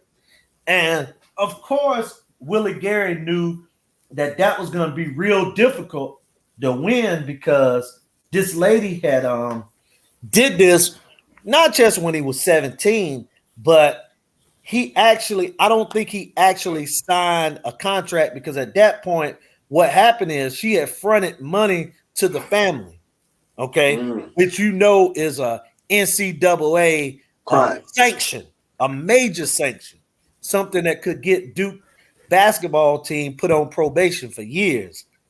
And so they went to Ooh. court and he summoned, you know what I'm saying? He told them that, they're gonna have to open the books and the lawyers were trying to stop that and everything. And then they said, hey, you got to do it. So the case ended up, I think that they settled for something. It wasn't much. She lost some of the case and then they settled on some. But I'm just showing you that Willie Gary, one of the greatest, you know what I'm saying? Willie Gary's a monster. I Like mean, he one of the best. if you He's a GOAT, hire if you Well, they hire need to put Willie him on that Gary, toast. Get that yeah. reparations for Black Wall Street. Yeah, like he's a You need to bad go ahead man. and put him on there if you that good. if you hire Willie Gary or you're up against Willie Gary, you coming up off some bread. That's Yeah. just the reality of the situation. Because I remember he actually had a case over his legal fees one time, and he was charging he was charging a client upwards of like $1,200 an hour. I was like, oh my god. And the client didn't want to pay out despite the fact that the lawsuit was successful. Ultimately, he prevailed in that lawsuit to get his fees. But I was just like, damn, you charging 1,200, 1,500 an hour? Oh god. So yeah, so if you're dealing with Willie Gary, no matter if you're if you're up against him across the aisle or you've retained him as counsel, you coming up off some chips. You just gotta make peace with that. Right. Yes, sir. But that just show you our greatness in all walks of life, man. You know what I'm saying? Like, you know, I get why these guys, because they've been taught that white is right. You know what I'm saying? And so Mhm. that's their belief system. But we've seen black excellence in a lot of things, man. You know what I'm saying? In all walks of life. He was like one of the first black people in America to own like two licensed private jets at the same time, and like Yep. all kinds of shit he been up to. He got a gang of bread. He got a Yeah, gang of bread. man. Willie Gary, Like bad man. he's bigger. I mean, He's his bigger net than worth is Benjamin at Crump. least his net worth is over 200, $250 million at least. You Yeah, know what I'm and his saying? and his success at his law firm, he's recovered over $30 billion on behalf of plaintiffs. So he's been, and especially if he's been getting a percentage this whole time, like people riding Benjamin Crump nuts. This is Willie E. Gary don't talk that much. Benjamin Yep. Crump try to be in everyone's faces talking about, oh, we're going to get a settlement. Da, da, da, da. Willie E. Gary just be in Right. the background like, yeah, okay. Right. Yeah, he ain't gonna say nothing. All of a sudden, you're gonna hear so and so got to pay $230 million. I mean, Art man, we talking big numbers like that. This man is a bad man. He ain't coming for 5 million, 10 million. He coming for 100, 200 million. You know, something super You big, think they man. can get that out of Bob? I mean, out of Bob Arum if they wanted? No, he could, No. but that would bankrupt Top Rank. But no, I'm talking about the the type of he going after tobacco industry, Yeah. suing Mm. hospitals and what I'm saying, the His government, his stuff like that. practice is primarily civil liability cases. It's Right, mainly plaintiffs. He's mainly plaintiffs counsel. Like he does lots of personal injury, civil liability, breach of contract, stuff like that. But right, it's with consumer relationships with companies. Like he'll sue Big Tobacco. He'll sue a toy company for making a toy that leads to the crib death. right, Remember when Toys R Us kept getting sued because they would manufacture small doll parts that kids would eat? Willie Gary will do stuff like sue the plastics manufacturer and get like $500 million in like a class action and stuff like that. right. Woo. Bad Damn. man, bad man. And like I Yeah. said, man, he Yeah. And he practiced don't. law. And let me say this: he became great not because he went to Harvard Law School. He didn't go to Harvard Law School. He went to a black college, North Carolina Central, The ambition. HBCU. After graduating from an HBCU in Shaw University, you know what I'm saying? Didn't go to Harvard Law, Yale Law. He beat those guys though. What Dude say? He ain't got a better lawyer than Bob Arum. Right. That's what that dude said. This dude knows something though. That's what he said. He know law. He's practiced law. The dude Yeah. went on, and I love my man Southern T. Went on Southern T show to lie like that. And that ain't the first time, man, that I've heard, like I say, the guy, Ring IQ that you had the debate with. I mean, this guy went so far as to say the FBI, like, these Contacted his guys, ass. man, be lying so hard, man, just to so-called try to win a sports debate. I done heard so And I be trying many to tell say these that. dudes, like, I'm not fronting. I ain't no rich dude or nothing like that. I'm just a young entrepreneur trying to get my shit together. Yeah. And these niggas are trying to throw salt on me like, oh, like I'm making hundreds of millions of dollars. And I'm just like, yeah, fuck all that. Man, I don't know. These dudes just weird to me. I man, don't them know. I And can't put girls myself ain't in that mind gonna be frame. making nothing, man. this is why the biggest channels in boxing on YouTube don't even bother with Twitter anymore. They just gave it up because they're like, there's no point. There's no I point. see. Yeah. Like Dante, Chamsai, 7A, Black Five, like they don't even bother with fucking Twitter anymore. It's like there's no point. There's no point. I Like, remember I was talking to the OG Drew about Twitter, and he oh, was I don't even think he has one. yeah, I know he was considering making one, and I was like, bro, OG, don't make that shit because you gonna fuck around and have a heart attack. Just It's getting pissed useless. off. Yeah. Real shit. Because these dudes, they're during that whole Wilder free shit, man. And still now these niggas making memes and shit about me. Like, bro, what the fuck? Showing pictures of me when I was 17. Like, what is that? What is that doing? Talking about You know, Charlo. That don't even make no sense. yeah, that shit was weird. It's crazy how motherfuckers will transition from being police officers to being in boxing. Like I know Drew used to be a cop. What's his name? Stewart Sugar Hill used to be a cop, and fucking Kevin Cunningham used to be a whole narcotics detective. Yeah. I'm like, damn. How did what the fuck? You just decided to start coaching boxing one day? Yeah. Just like Paul Williams coach, Junebug. But I'm gonna tell you this though, man. I'm glad that they do that, but I wouldn't trust a narcotics, and I like Kevin Cunningham, man. He a cool guy, man. It's just something with me about these police officers, man. I just feel a certain type of way. Maybe I'm wrong for feeling like this, but that's just my thing, man. Like, really, can you really trust, them? And George Williams, they call him Junebug. He did end up helping send one of his old fighters to prison over fight fixing. You know what I'm saying? He testified in court on him. You know what I mean? Over what? He said it was a fight, you know what I'm saying, that got fixed. He was supposed to have laid out in a fight. You can pull this up. George Williams. And a matter of fact, the fighter, his name was Thomas Big Top Dog Williams, not the son, Oh, the oh, father, the okay. father. I And was he about ended to up say. training the son too. You know what I'm Okay. You saying? said what? Say it one more time, Julius. Thomas Top Dog Williams and Wait. uh George So Williams, George Peterson, excuse me. George Peterson is the trainer, right? not the top dog that fought Stevenson though, right? Not the top dog, his father, Okay. top dog dad. Both of Okay. them niggas named top dog. Yeah. He was top We dog, was big just talking dog, about that whatever. nigga too. I didn't even know his pops went to jail for doing this shit. Wow. Yeah, for fight Damn. fixing. And Hey, bro, you know so crazy. All this should be documented, but then they tell us ain't no cheating in boxing, y'all. Y'all niggas is crazy. man, it's documented, man. And you know, a lot of times, you know, Art, man, I know a lot of stuff, and I try to translate things that has happened before with things that we're seeing now to kind of let people know, like, this ain't the first time this happened. It happened here, it happened there, and this is what happened when it And that's why happened. I let You get you what on I'm the show. saying? You know what I'm saying? That's why I let you on the show, Julius, because you got some insight from the past that I haven't caught up on. Like, I can't sometimes I go looking for information, but it's just not there on the open. But when you Right. say certain things, I go back and go check it out. Like, oh shit. You just gotta have the names correct in certain situations when you go back and check it. Like Because I it's went back, there, you dude. know.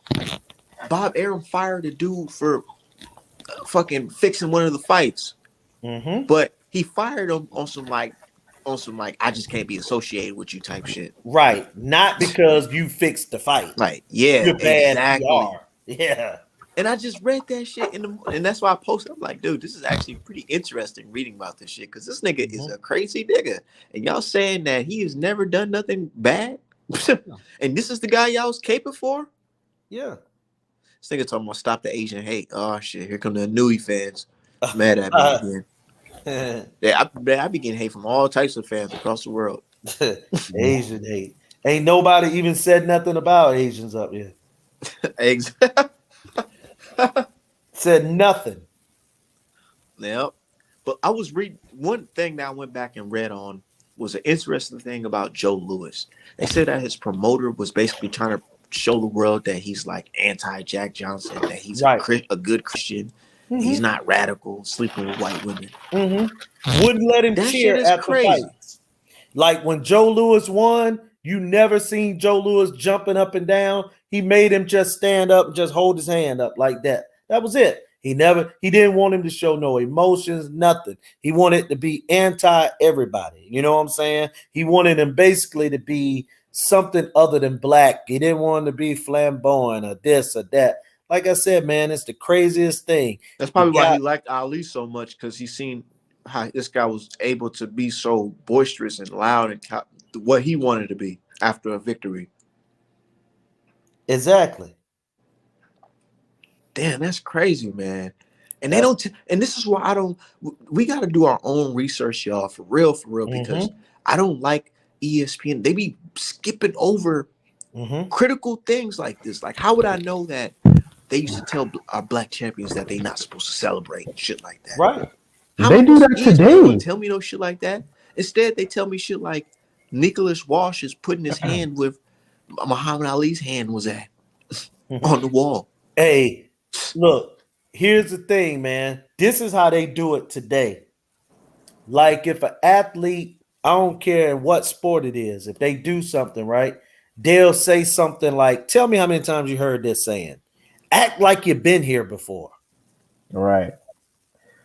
I'll You do know? I'll do you one better. They actually had a good example of that on the undercard of Joseph Parker and Derek Chisora too. If you watched it, it was Jack Cullen is a British dude versus this Yeah. African dude named Kevin Sajo. Mhm. All Kevin Sajo did was he started doing push-ups, just to celebrate his victory because he knocked dude out with a good body shot. And the referee grabbed him from off the ground and told him and waved his finger in his face, like telling him to stop celebrating. I'm like, bro, he doing push-ups like Edgar Berlanga was doing. What the Right. fuck? Are you serious? He's not screaming up and down. He's not getting rowdy. All he did was start doing some push-ups, and the ref snatched him up and waved a finger in his face after he got the knockout. I was like, "Excuse me, Bro, sir, I'm gonna tell you the they do honest to that God today." truth, man. If it was me, I would have been jumping up and down, putting my hand. You know what I'm saying? I would have went slam crazy because you ain't gonna tell me that I Hey, can't celebrate something. imagine the Can Man Yeah. speech in 1940. Oh, they would have shot Brunner. Oh He yeah, said, I Brunner just beat, wouldn't have and he's like, I made just it. beat the fuck out of a white man. Right. Nah, hell nah. They'll Nah, probably yeah, just put Oh Brunner up. shit! Yeah. Hey, I they would think have Ryan killed Brunner. Garcia versus Tevin Farmer just got announced. Garbage Really? I fight. knew Yeah, that. Hey, I heard about that Garbage wax shit. fight. hey, that shit just Garbage got fight. announced. Really? Yeah, Yeah. I they were think talking about so. that. They were talking about that shit Tevin this Farmer morning. gonna beat his ass. Man, I don't bro, know, I'm gonna man. tell They you the fuck around honest and to have that boy God Tevin truth, Farmer. man. Tevin Farmer gonna lose, and He and trying to and That's I what I Tevin like, think Farmer too. about to have one of the coldest real estate portfolios in Philly, man. He After can't that fight. punch. He can't punch. and not just can't punch, he stands right there. And I remember when people see this is the Eddie Hearn effect. Eddie Hearn be lining up guys with these bums, and then people actually think they can fight.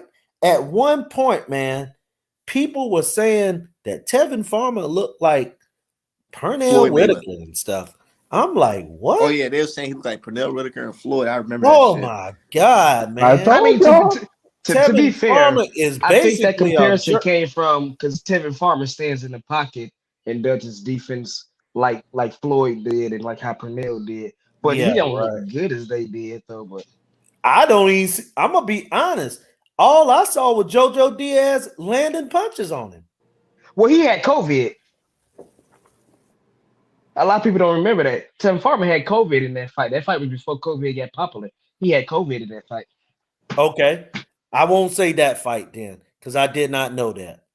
But how about when he fought the big Japanese? I thought he won that fight, but bro, Yeah. he didn't. I mean, I don't know, man. I Wasn't it don't a no want to. I contest don't because want to Japanese crap dude on the popped for brother, Royce? man. But I just don't see him winning the Ryan Garcia fight because number one, you're gonna have to be able to hurt Garcia and look impressive. You ain't gonna be able to just win a decision on him. You know what I'm saying? Just boxing. Yeah, true, but he gonna make him look real bad in this fight. I don't know. To I me, don't I've know, never bro. been high. I'm gonna keep it I've 100 never with been y'all. high on Ryan Garcia. I'm not sold on that dude. I'm I'm gonna not keep it 100 sold with on I him y'all. see either. it. I'm gonna keep it 100 I, with y'all. yeah, I think Ryan Garcia probably gonna sleep that guy Tevin Farmer, bro. yeah. Yeah, I that's mean, why Golden Boy was okay with him getting in the ring. They need yeah, to put Ryan in with someone he could look really good against and someone that can't hurt him. that got a little name. And got a little name because I'm telling you, bro. And Tevin Farmer with that money, he'll get in there and lay down if he's asked. And that's what I literally just said. He's gonna have one of the best real estate portfolios in Philly. And bro, he I ain't gonna get into Tevin Farmer, man. He do a lot. I hope the best for him, but I'm not confident he gonna win this fight. Unless he gets like a good liver shot off like he did with what's his name Tennyson, then Yeah, like that's gonna be a another wrap. punching bag.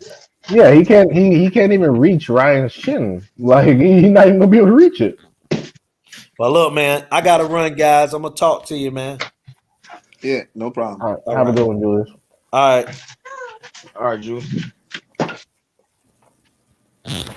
What's going on, Midwest and Allen? Oh damn, this nigga Allen keep on. He back, come in and come out. I think he at the gym. He said. Yeah. But yeah, I mean, it'd be great if Tevin Farmer did win. That'd be hilarious. I think Ryan Garcia should probably just retire if he loses Tevin Farmer at this point. But yeah, I don't see Ryan Garcia losing that.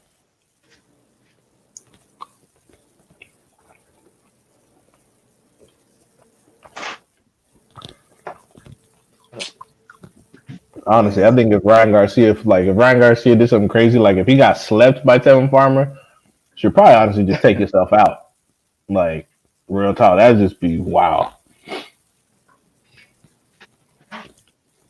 My thing is,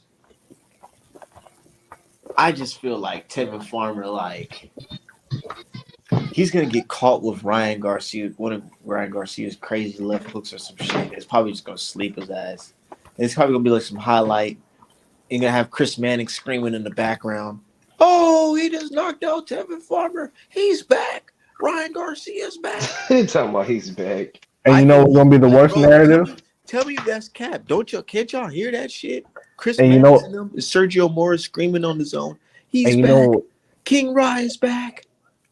and you know the worst narrative they're gonna put out there.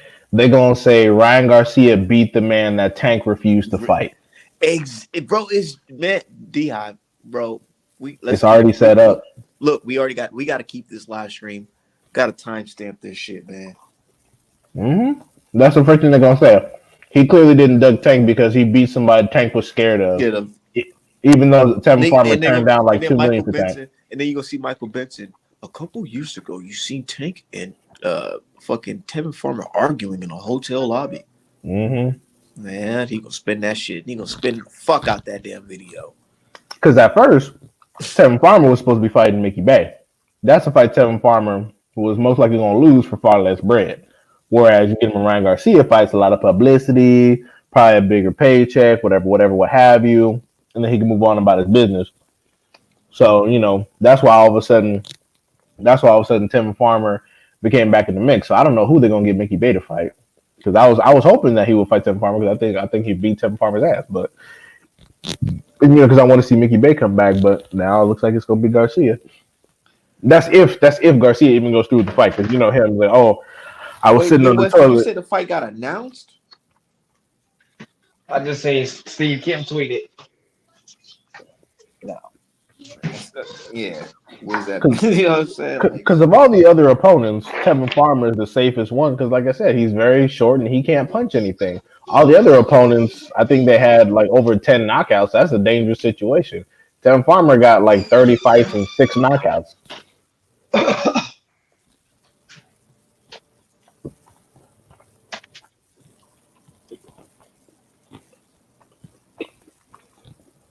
Yeah, but that sucks. I want to see these niggas is cap. Now they hyping up Tevin Farmer, talking about something. I'm a buyer of that fight. Farmer isn't a soft touch back. I assume Garcia's the favorite.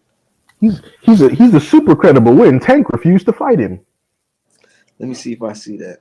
It's funny because if Tank had signed a contract with Tevin Farmer, they would say Tevin Farmer's never been good and he can't punch for shit.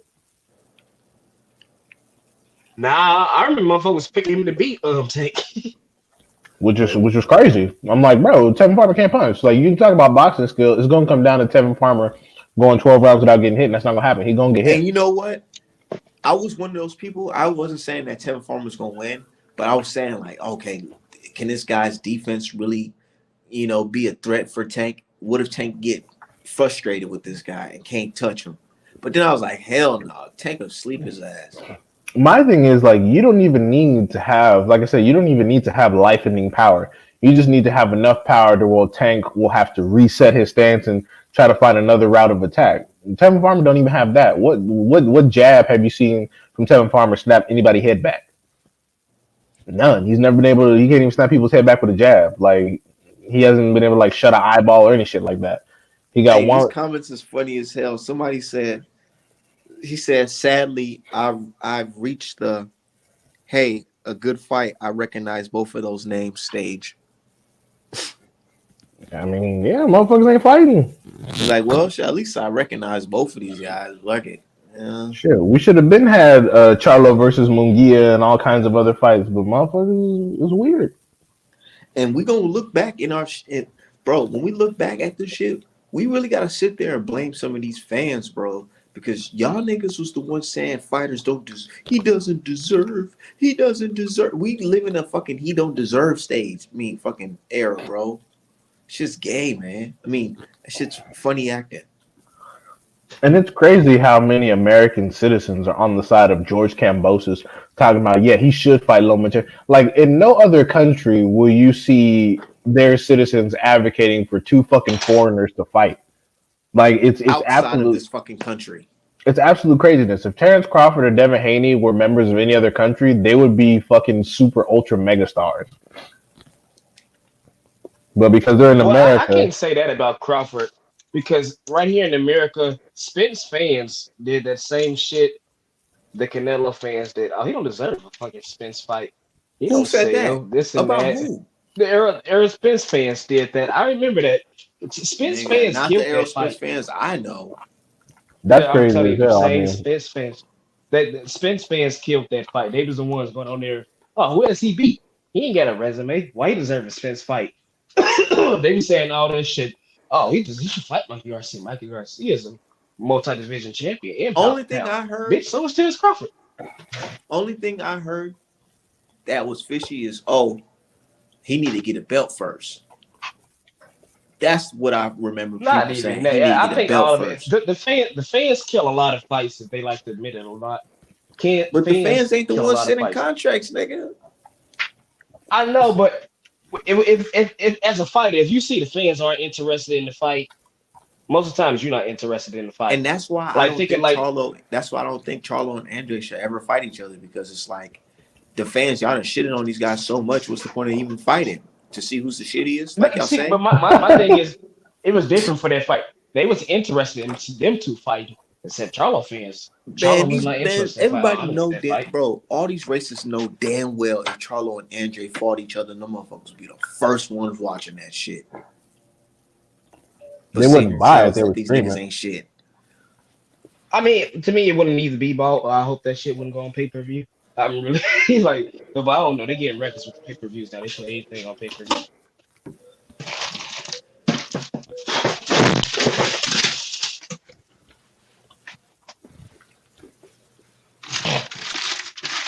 But but back to the topic.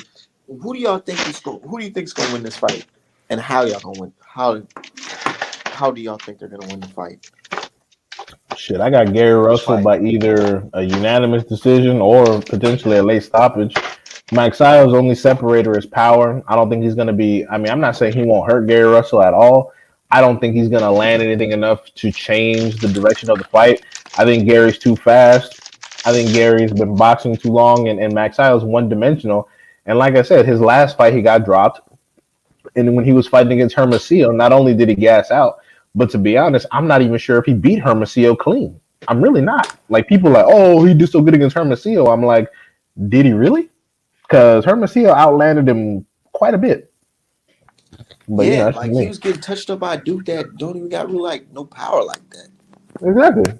So, you know, and Seha, keep in mind he got dropped by Seha. Seha was coming off of a 2 loss and a draw streak. And he's coming off a knockout by fucking Rigondeaux.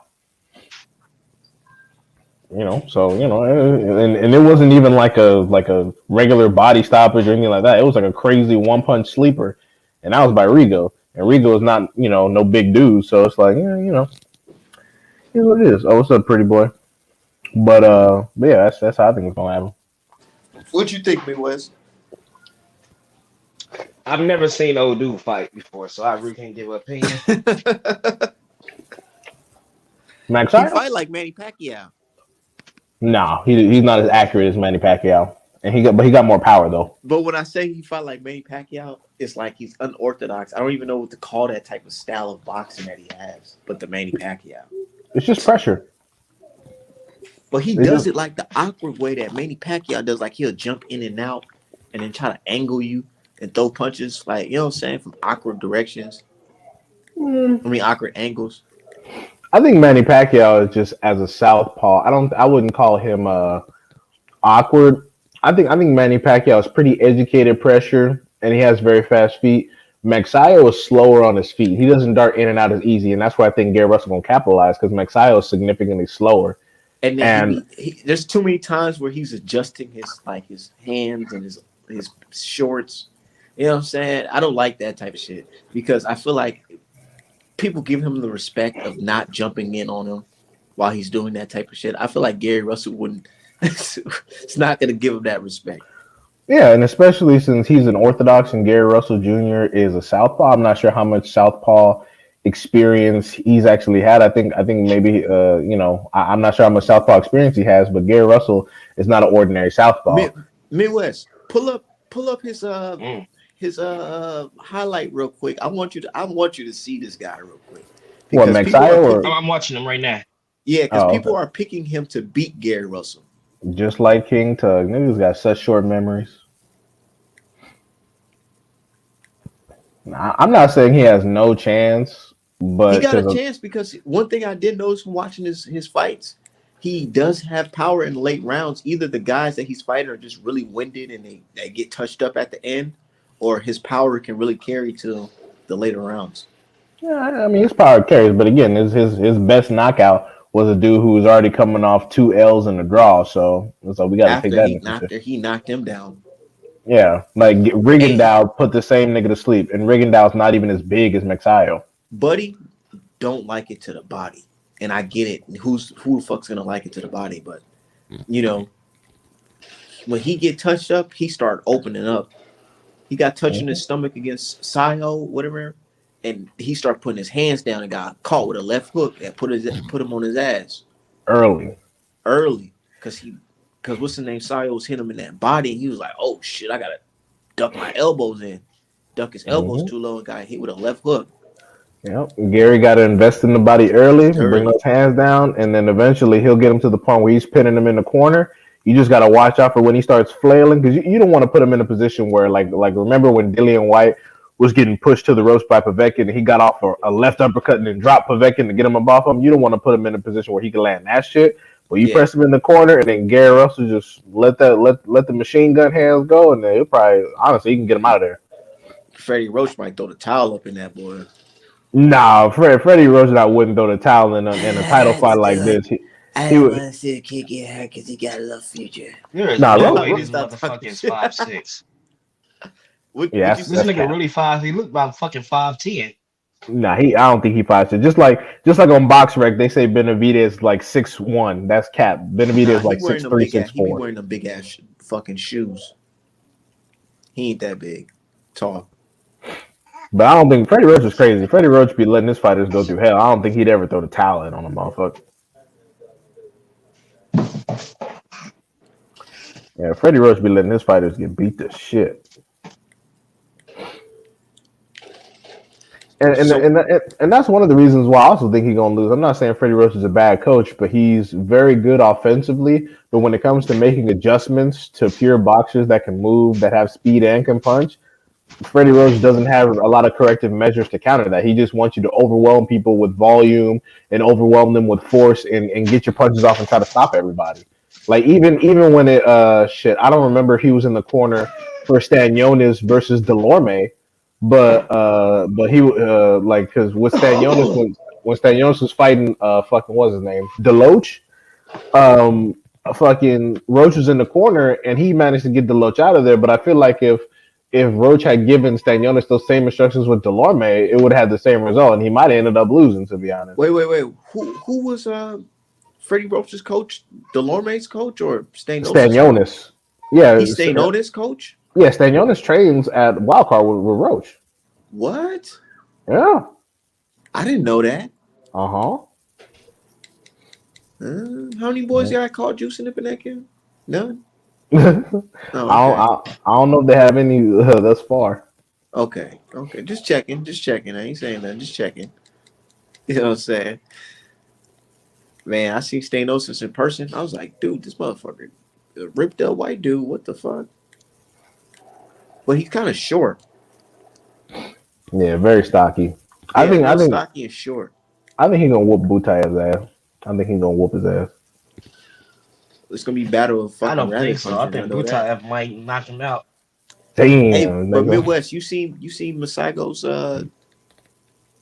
thing, right? You seen his highlights? Yeah, I don't like the way he move around the ring. He don't know how to cut the ring off. He didn't have footwork like that. That's why when you was making Manny comparisons, I was like, damn, that's disrespectful to Manny, to be honest. I'm just saying he tried to be like Manny is what I'm saying. I ain't And saying that's what's gonna he get is. him fucked up. Yeah, That's exactly what's gonna get him fucked up. that's what I'm saying. I ain't saying he is Manny. I'm saying that motherfucker's trying to throw them punches like Manny. Try to jump in and jump out. Yeah, he gonna jump in and run into some shit. And you see how he got touched up to the body? He started letting them hands go down. He said, "Oh no, hell no, I don't like that." I think it's because his ass cut so much fucking weight. Yeah, probably like what's it like Rosario, real soft to the body. Yeah, he is. He was real soft, and I think that might be the thing that get him out of here. To be honest, yo, and I feel like a Yeah, lot of people know it's. No, I feel like a lot of people don't know it because they picking this nigga to win by knockout. and Have I Gary just Russell ever been close to being knocked out before? he got knocked down by Lomachenko, but he wasn't like close to getting stopped or anything like that. Again, it's crazy. You motherfucking knocks out Seha, all of a sudden he stops Gary Russell Jr. Like it's like And then they showing some clip of him fucking having some. I don't know if you see the clip. It's like the first round of some fucking fight on Showtime, and I'm like, dude, y'all think this guy's anywhere near Gary Russell that he's fighting? All right. yeah, motherfuckers don't realize. My thing is, I just See, he honestly, seems to try to be like a pressure fighter. And usually, when you have two guys on the same level, if one's a pure boxer and one's a pressure fighter, the pressure fighter will usually cause problems for the pure boxer. But this dude doesn't seem to be on the same level. No, he doesn't. I've said multiple times that he doesn't do anything good enough, any one thing good enough to give Gary Russell Jr. a legitimate issue. The only problem is his power. That's the only place where he shows separation. Outside of that, he doesn't do anything special. what does Gary Russell lack that you think Mesago can pick up on? I think that sometimes Gary Russell Jr. he'll either stay in the pocket too long without doing anything, and sometimes he keeps his head on the line too long and catches jabs he's not supposed to. When also sometimes he'll let people back him up as opposed to pivoting and keeping the fight in the center. Sometimes he'll let motherfuckers back him up when he's not sure how he's gonna engage with somebody. Like if someone's letting the hands go on him, he'll let himself get backed up into the ropes and then let the opponent score unnecessarily. But halfway through the fight he'll correct that shit. He'll just Yeah, I think the problem Gary Russell had with Lomachenko was he let Lomachenko get off before he got off. Like he was trying to like be like a counter puncher, but Gary Lomachenko was just too fast for what he needed to do was he needed to start off his combinations and get Lomachenko on the defensive end. Man. he said he want that Lomachenko rematch and he want that tank fight next if he win. And that's good. I like the. I mean, I don't know if he's gonna get these fights. I definitely don't think he's getting a tank fight. But I like this If energy. Thurman win that fight, he ain't getting that tank fight. I don't think Tank gonna fight Thurman either. But I like this energy from Gary. Like I want to be more active. I want everybody da da da da da. And come up from 126, Gary. All right. If you're not gonna get Leo Santa Cruz by the end of this year, man, come up from 126 and stop bullshitting. Because I'm tired of this bullshit, man. Come on, bro. I think that's the plan. Yeah, That's man. why they Hurry got up. Leo Santa Cruz on this undercard of Thurman Barrios. Nigga should have been at lightweight if you ask me. And it's funny because people talk about how Navarrete is some Billy badass, but has Navarrete ever called out Gary Russell Jr.? Fuck no. All right, then, That's yeah. why that's when they was telling what's his name in the interviews. What's that guy name? Masago. They're telling him in the interview, not that many people call out Gary Russell Jr. So you call him out is kind of like, kind of rare. Because the other guy, what's his name? Navarrete wasn't calling out Gary Russell. I haven't even heard them even mention fucking Gary Russell Yeah, in no, Spanish or English. motherfuckers have recency bias. They see somebody knock somebody out, and they, like I said, they think it's sweet because it's been off for 2 years. Okay, we're gonna see. All that shit Boy was sound off good. 2 years and look what he did to fucking Marquez. I'm saying all that shit sound good and look good until you get in there and get beat up, and then next It's thing you not like the know, nigga forgot how to fight and he was just getting fat and shit like Tyson Fury and shit, drinking and shit. smoking and all that shit. What's even more embarrassing for Marquez is Mayweather had to fuck around and go to jail. Gary Russell ain't been in jail. He been, like he says, beat ass ready. Gary Russell been at the house taking pictures of people at bus stops and shit. Facts. He ran to a couple niggas on boxing Twitter at the gym. He was like, "Oh man, it's my local garbage man. I had to take a picture with him. He's taking out my Exactly. trash." And Not that I'm niggas, shitting. Not that I'm shitting on garbage man. My grandfather was a sanitation worker, made a hell of a lot of bread. A lot of overtime, so I'm not shitting on sanitation. Don't get soft, niggas. Right. We ain't Welcome to discriminate, nigga. Straight up. you Yeah, hating Tank on finna. hard-working union men. Who the fuck is Tank fighting next? And when is It's that going case coming up? You said? it's gonna be Rolly. He has He's a going to get the trial. rematch with old dude. Nah, I think it's gonna be Rolly. I He's going think to he get the should. rematch with Man, I'm gonna Cruz. keep it 100, bro. I'm gonna keep it 100 with y'all. As a boxing fan, I don't want to see Tank versus Cruz. No, no, I'm not gonna say that. I'm not gonna say that. My thing is, I feel like the boxing purists they don't want to see Tank versus Cruz again, but I feel like fans in general will pay big money to see that shit again, bro. Especially the Mexicans and blacks, bro, because they just like that war. Tank. Yeah. But Midwest, what I, makes you I highly say disagree. what makes you say that Cruz Hmm. is next again? Because I heard Calvin talk about Rolly probably next. They probably I like say them numbers Cruz they because brought it back has the in. most intrigue. Now I don't think it's the numbers. I think these numbers next time will do better than these numbers now because it has more intrigue. But in seeing how Cruz performed before, he didn't look like he was out of place in the ring with Tank. And I feel like people would prefer to see that rematch because some people even saying they think Cruz won. So Yeah, I a think a lot of rematch is Mexicans more say they feel intriguing like than a Rolly Cruz fight. won the fight. They not saying that Tank got his ass beat, but they like, oh, I think what it is. They giving them that. Oh, well, he had a tough. He didn't get knocked out, so it's a good scrap. Yeah, I mean, the man broke his hand. Like I said, if Tank didn't break his hand, he probably would have stopped Cruz. That's just the reality of the situation. Eventually, he would have caught Cruz with some shit to the body or to the head that would have opened him up some, and then he would have put him down. I'm telling you, they To do be that honest, fight I don't again, think he. bro. To be That honest, shit gonna I do think it was some. still gonna go 12.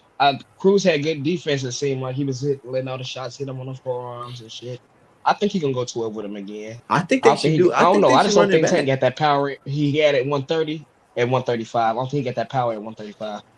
135 seemed to be like a bad weight for him. Every Okay, fight he had at what fight you think could 135, do it better looked like numbers? lackluster. Let me ask y'all a real life question. What fight y'all think will do better numbers at the Staples Center? Tank versus Cruz 2 or Tank versus Lomachenko? Tank versus Lomachenko, I think. You think so? Yeah, I would say Lomachenko as well. and the reason being is because a lot of people probably think a lot of Tank fans would be excited because this is finally everyone they've been saying he's ducking and it'll be the best name on Tank resume, especially if he can knock him out, which nobody's been able to do. But Y'all a think lot of the people you think the casuals and everybody gonna know Lomachenko, or you think they just gonna pop up because that's Yeah, one of they the think it's they a would. They is that's would. one that of the that's what I'm that's thinking one of of the like, only do they know fighters Lomachenko really? that's one of the only fighters casuals probably know because of how he's Ye- promoted. But a lot of people would go there to see Tank lose. They would think, Oh, to see "How? if he'll lose. I Yeah." They mean, would go. I They would feel go, like the "How? Tank mystique is is finally gone fighting with somebody." Lomachenko because he Nah, lost to Tiafimo. no, the mystique of Lomachenko is still very much alive and well, especially when it comes to Tank.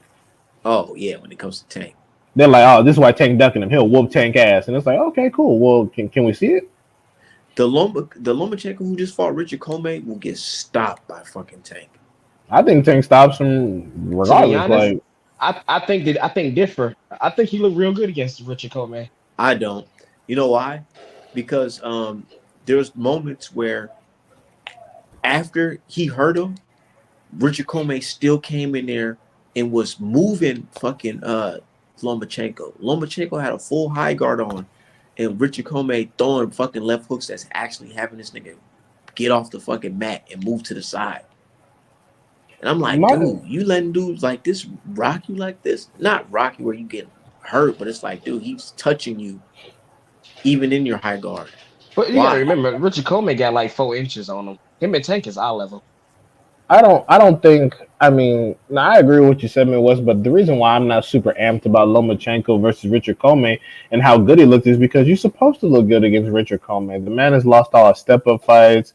All his belts have been acquired via vacancy. He has damn near no notable wins. You're supposed to look good. But one eye opening moment for me was that after he I know. dropped him, Yeah, the one eye opening moment for me was that after he dropped him, Richard Comey, despite being dazed and injured, still had the wherewithal, as opposed to covering up and trying to move. He just decided to trade hooks with Lomachenko while on the ropes and hurt, and had enough confidence that he was just going to go out in the shield or he wasn't going to go nowhere. That was telling from a power perspective as far as Lomachenko's concerned. I was like, oh, okay. So and then also the corny shit where he started like begging the corner. I was like, get the fuck out of here, bro.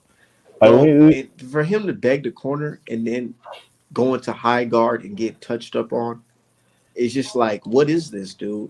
You're yeah, not Roy Jones Jr. that shit Well, you was gotta corny as remember, fuck. Loma and Richard Comey they're friends. They was friends since amateurs and stuff like that. So I think Oh that was more of a oh man, I don't want him to take that much punishment type of thing. But no, then don't do that. to That's be what. honest, I Bud don't think you and need Bud and fucking you Sean Porter friends, and he stopped fucking Sean Porter. And I'm but pretty sure you see how that fight if went Kenny before was gonna somebody let it told him, hey happen, bro, you're he was losing. gonna stop him for You see real. how Bud was fighting him. You see how Bud was fighting before somebody said, hey, you're losing. Once they told him he's losing, he's like, okay, I'll go for the knockout. But the thing is that Bud made the conscious decision to stop Sean Porter. Lomachenko was doing the same thing, and he thought he was being the gentlemanly guy by asking the corner to stop. It's like, no, if you want the corner to stop it, get the stoppage. It's that damn simple. Get the goddamn stoppage. And then like people say the same shit about Canelo when you talk about the people he couldn't knock out. I'm like, so was he friends with Cotto? Was he friends with Jacobs? Was he friends with Chavez Jr.? Because all these people that have gotten stopped before, he hasn't been able to stop either. Yeah, So I don't think I'm telling you right now, it's just my opinion. I feel like Canelo is just not hitting his like peak, like what it like. I think he's at the best of what he have ever be in his career right now. no, I agree. In between shit And like honest. I think his power a little overrated too. I think his fans a little bit oversell Canelo's power. Oh, Canelo, absolutely. They do that with who else they over they do that with fucking Triple G too sometimes. See, I can't say that with Triple G because like I compare him to the fighters right now in the middleweight division. Like none of them really fought like nothing really spectacular. But when you put Triple G in there with a bum, he beat him like a bum. You put these fighters in there right now with a bum, they go 12 rounds with him. No, that's a fair assessment, but I just I'm going off of like I mean I'm not calling Jacobs a bum, but like I said, Jacobs is a man that got slept with one punch. And Triple G though they're gonna do it. And honestly, I don't even think that the knockdown that he got in the first round was fair. But no, I do agree that Canelo's power is a little overrated, and also there is a clear definitive difference between pre drug test failure Canelo and post drug test failure Canelo. There's a definitive difference on the power situation, especially it's as just like I never as it even seen moves up in Canelo weight. punching dudes' arms, nigga, punching their arm out, bro. Like that shit was bad, man. And they were like, they actually list Canelo as a power puncher now. Well, I mean he's more puncher than boxer. I'll tell you that. Yeah, but I don't know. I feel like that what's they doing name? Callum Smith. I feel like he was weight drained in that fight. I ain't gonna lie to y'all. Nigga, of course he was weight drained in that damn fight. Nigga, Yeah. his Cause camp it don't was ain't no way you look like that and in your next fight you move up, you damn near kill a motherfucker. it's Put him either you took a dive or you was not, or Canelo's just extremely good where he just make you so hesitant to even throw a damn punch. And what I tell people is that the only reason why Canelo didn't get the stoppage is because number one, Callum Smith is tall and lanky and knew not to give Canelo his chin. And number two, as you said with the arm, he sacrificed that arm to save his liver. That's why his bicep got punched out because Canelo kept trying to tag the liver with that left hook, directed to the He was liver trying that to all the Rocky Mexicans Field in throw. his ass. Yeah, and he kept holding his arm down there, which is why his bicep got popped because he just sacrificed his arm to save his liver so he can continue. Mm-hmm. Yeah, trying to continue. Got his ass. Man, that shit's just like. And I'm I telling you mean, what, oh, go ahead, go ahead. man, I feel like Canelo's on that juice because when I was painting the picture of that fight, I was just like, dude, this nigga Canelo looks like the fucking Hulk in this goddamn picture. How the fuck this nigga so damn good? Man, I swear to God, if they make Callum Smith versus Better Beef, because Callum Smith is now number one for the WBC, and he does some crazy shit like decision better be or knock better be out, and we got to sit through Canelo versus Smith too. Man, I'm gonna give up on boxing. I'm be like, That would son be of nah. It wouldn't even happen because a. ain't no way Smith taking that shit again on no damn 4 weeks notice. Oh man, I'd be so fucking mad if I got to sit through that shit. And then Kovalev at cruiserweight training for a comeback like he getting ready to do something. I'm like, bro, if you If fight nigga, if Brutus, Callum Smith win that fight, they gonna be like, "Oh, Art man, look at, your foundational Black American couldn't do it, but look, our British Chief did it, man. He did it." They gonna be in my they, You fucking know what's inbox for a crazy? week. I they're think gonna be Callum like, Smith can Canelo's beat win. Anthony Yard. Yeah, that's a winnable fight. I don't think he would beat him, but that's a winnable fight for Callum Smith. I think Bawasi beats Yard too. Oh yeah, I definitely think Boaty beats Yard. Nigga can't Hey, slip a did you jab. see what Tunde said about fucking Joshua? Nigga didn't. He said that about Yard. He was like, Yard don't want smoke. No, Tunde told Joshua he need to fight like Yard did in that London Arthur fight. Throw away all that shit and fight like a road dog or whatever. Or the fuck they say in the UK. But That's they real trying to say talk. Anthony Yard forgot he had power. I'm like, bro, you sitting there at the end of a jab the entire fucking fight with your head on the line. Bum rush this motherfucker, man. You know he can't punch. exactly. Fucking lighting your ass up with a jab, boy. It Like was what the fuck? tough. Yeah, the second fight was how the first fight was supposed to go. He ran in there, jumped on his dumb ass. Literally. And But you know yeah, what I find so but Lyndon ain't no interesting? motherfucking Usyk though. You know what I found so That's a interesting? bad motherfucker. They That's true. told Wilder for years he don't got no skills, but it's like now they're telling all the fighters to do basically what Wilder's fucking doing, just jump on the motherfucker. You know, it was funny because I was watching Robert Helenius. I was watching both his Kalnacki fights, and one thing that really made me mad is that the adjustments because Robert Helenius was Deontay Wilder's chief sparring partner for Tyson Fury. And the one thing that made me mad was that the adjustments that Robert Helenius made between Kalnacki 1 and Kalnacki 2 is exactly the adjustments that Wilder should have made. And he didn't make them. I was watching this. I was like, God damn it. I was like, dude, if Wilder just turned his hooks in like that and went to the body like this, man, Fury would have been gone. But, it is what it I is. don't even know because Wilder's hitting that nigga to the body and Fury still, man. I'm telling you, dude. But he was That just doing that jab. He was just doing the single jab to the body, using a lot of energy to duck his head really low down to the waist, and then trying to get out the way. And it's like, nah, you got to pop the jab straight up to his face and put it in his eyes, and then work the body with powerful hooks to the side. Like Wilder doesn't turn his punches in; he just kind of like flails And into it's it. not only that. Fury got good head movement, so you're not gonna just keep tagging him in the face with a jab. You're gonna have to send that jab to the chest. Well, that's why you gotta. That's why I said that you gotta turn his hooks in. You gotta like loop him to try to like intercept his head, like punch where you think his head's gonna be, not where his head currently is. Like that's what Helenius did with Kalnacki in the second fight. He just started looping his punches. I'm not saying that Kalnacki is the same size or has similar head movement, but he knocked him out. He beat his ass worse because he started looping his punches and bringing them in, and also implementing the uppercuts. Like Hmm Wilder doesn't throw a fucking uppercut at all, and it's just like fuck. unless you already hurt. Yeah, yeah. If you wobble, he'll throw an uppercut if it gets you out of there, but it's not like a regular weapon. And like even Earl Spence be pissing me off sometimes because he don't throw no uppercuts. I'm like, damn. He Okay. I throw it ain't in gonna the lie. when he hitting the A lot of mitts. these black coaches don't teach they fucking fighters to throw uppercuts, I except mean, for he throw it when he hitting the mitts, but it's like it's not Like like Terrence Crawford and Ennis. yeah. Those are the only two I noticed that use the uppercut often. I think you should try to throw the every big punch. Charlo. Sometimes he's hit or miss with it. Yeah. I know Where Russell. Jamel don't throw enough motherfucking uppercuts. There were some rounds he don't even attempt it. I'm like, boy, if you don't get in there and put some uppercuts on this person, especially Especially when because you fighting a pressure fighter. When you like fighting a pressure fight, Castano, uppercut. Yeah, uppercut should be motherfucking mandatory. Like, as soon as that yeah, motherfucker duck down and get in, uppercut. especially if he's in the high guard, literally his elbows make the perfect trajectory. Shoot the uppercut between his elbows. The only thing there is his fucking head. And his chin, I just seen a dude get hit right through that shit. Exactly.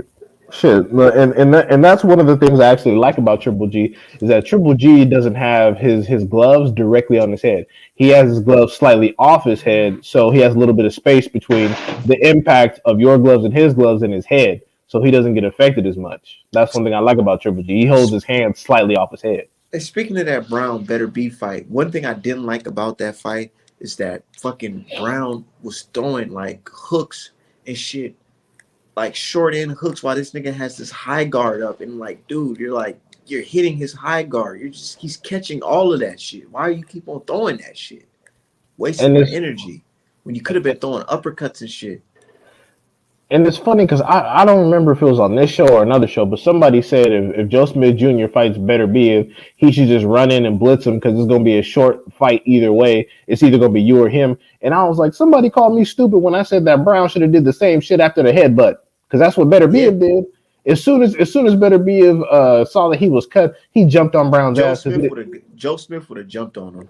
That's what you're supposed to do. And Better Be jumped on him because he didn't want to be at the wrong end of a technical decision. I honestly feel, bro, I'm going to keep it 100, man.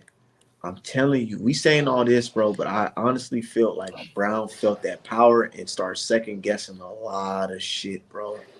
That's because the power is going to be there regardless. The advantage. I'm telling you, if you get tapped in your liver like the way Better Be was tapping his ass, bro, you will go down too. My God, I'm telling you, that shit looked like it hurt. No, I absolutely believe you. I'm not saying that the power's not there. He shouldn't be worried about it.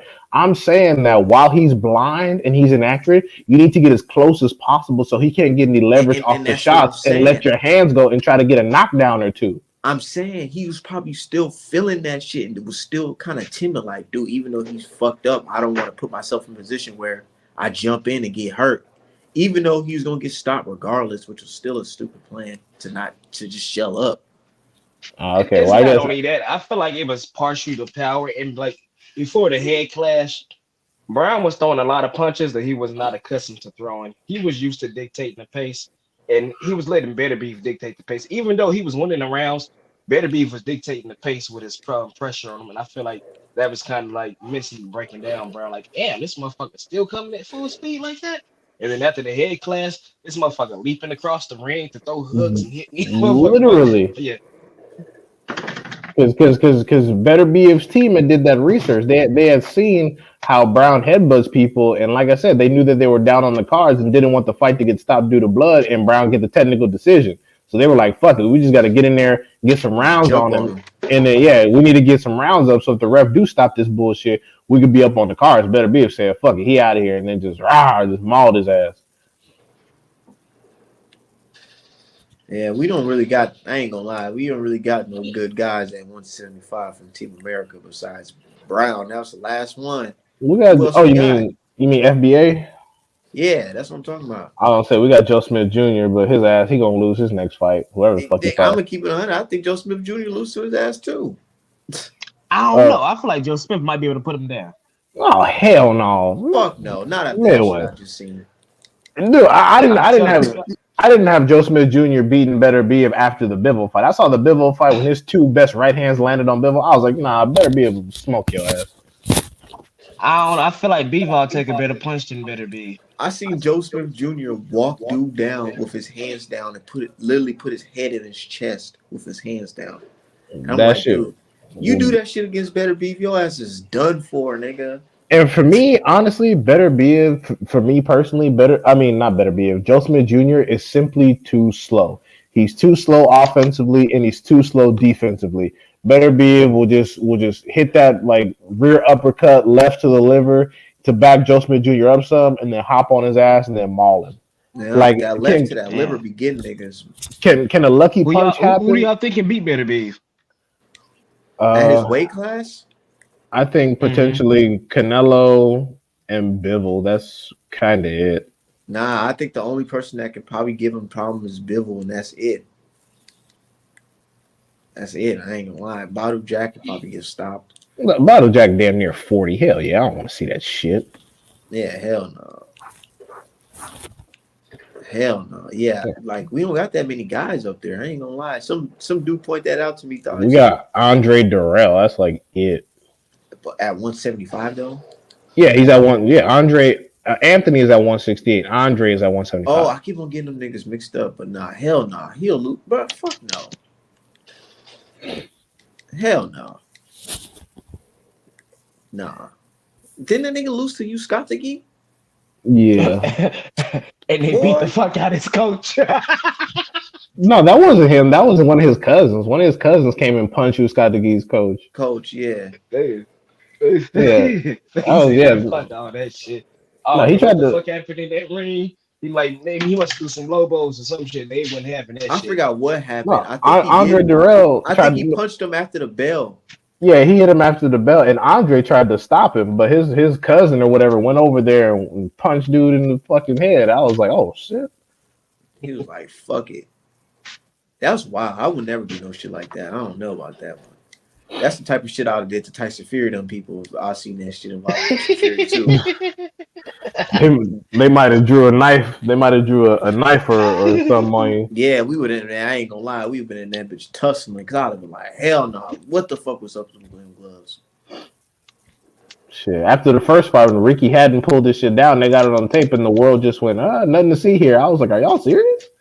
Ricky Hatton is literally on tape pulling his fucking glove up. And he's on tape admitting he pulled it down because Tyson Fury recommended it. Literally, Ricky Hatton's like, yeah, he asked me to do it, so I did it. I'm like, nigga, why are you so casual about this shit? Yeah, I think he don't fully tighten his gloves so he can flop the gloves around. No, I'm telling you, all that shit. Look, I'm telling you, all the shit that we've been pointing out that we think is clear as day, they're gonna spin that shit all back if Tyson Fury's 30 for 30, bro. You're gonna talk about all that shit. 20 years from now, it's going to be just some shit that happened. Like, oh, yeah, we cheated Wilder. And honestly, I was in a bad place. I was going to lose my wife and my kids, and I'm so sorry. And then we going to be fucking 40, 50 years old with grandkids. And then we going to be mad than a motherfucker, probably have a heart attack at the house. Like, we tried to tell you, motherfucker. Nah, real shit. But the thing is, they know though. They know because they deal with these type of people more than us. When I say type of people, I'm talking about gypsies. Right. The people in the United Kingdom, they rub elbows with these, so they know their characteristics. So they know this nigga Tyson Fury is capable of doing some shit like this.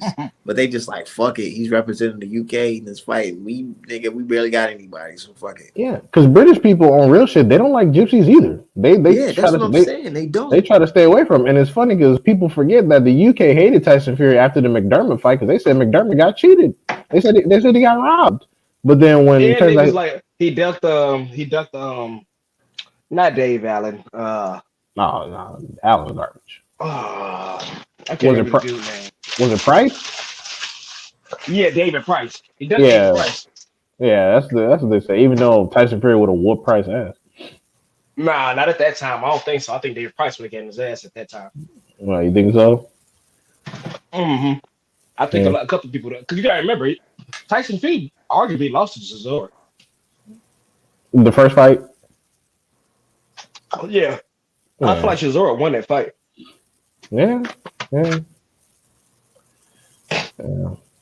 you ever seen that movie? You ever seen the movie called Snatch? Yeah. With Brad Pitt when he plays that gypsy boxer? We played the gypsy, Yeah. That was his horrible ass accent. And so one of the UK dudes told me to watch that shit. He was like, yeah, you should go watch that shit. I'm like, hold on, there's a movie about gypsies and they're boxers and they cheated. The whole thing is Brad Pitt being a fucking scam artist. That's the whole movie is him running game and setting niggas up the entire time. It's a super good movie.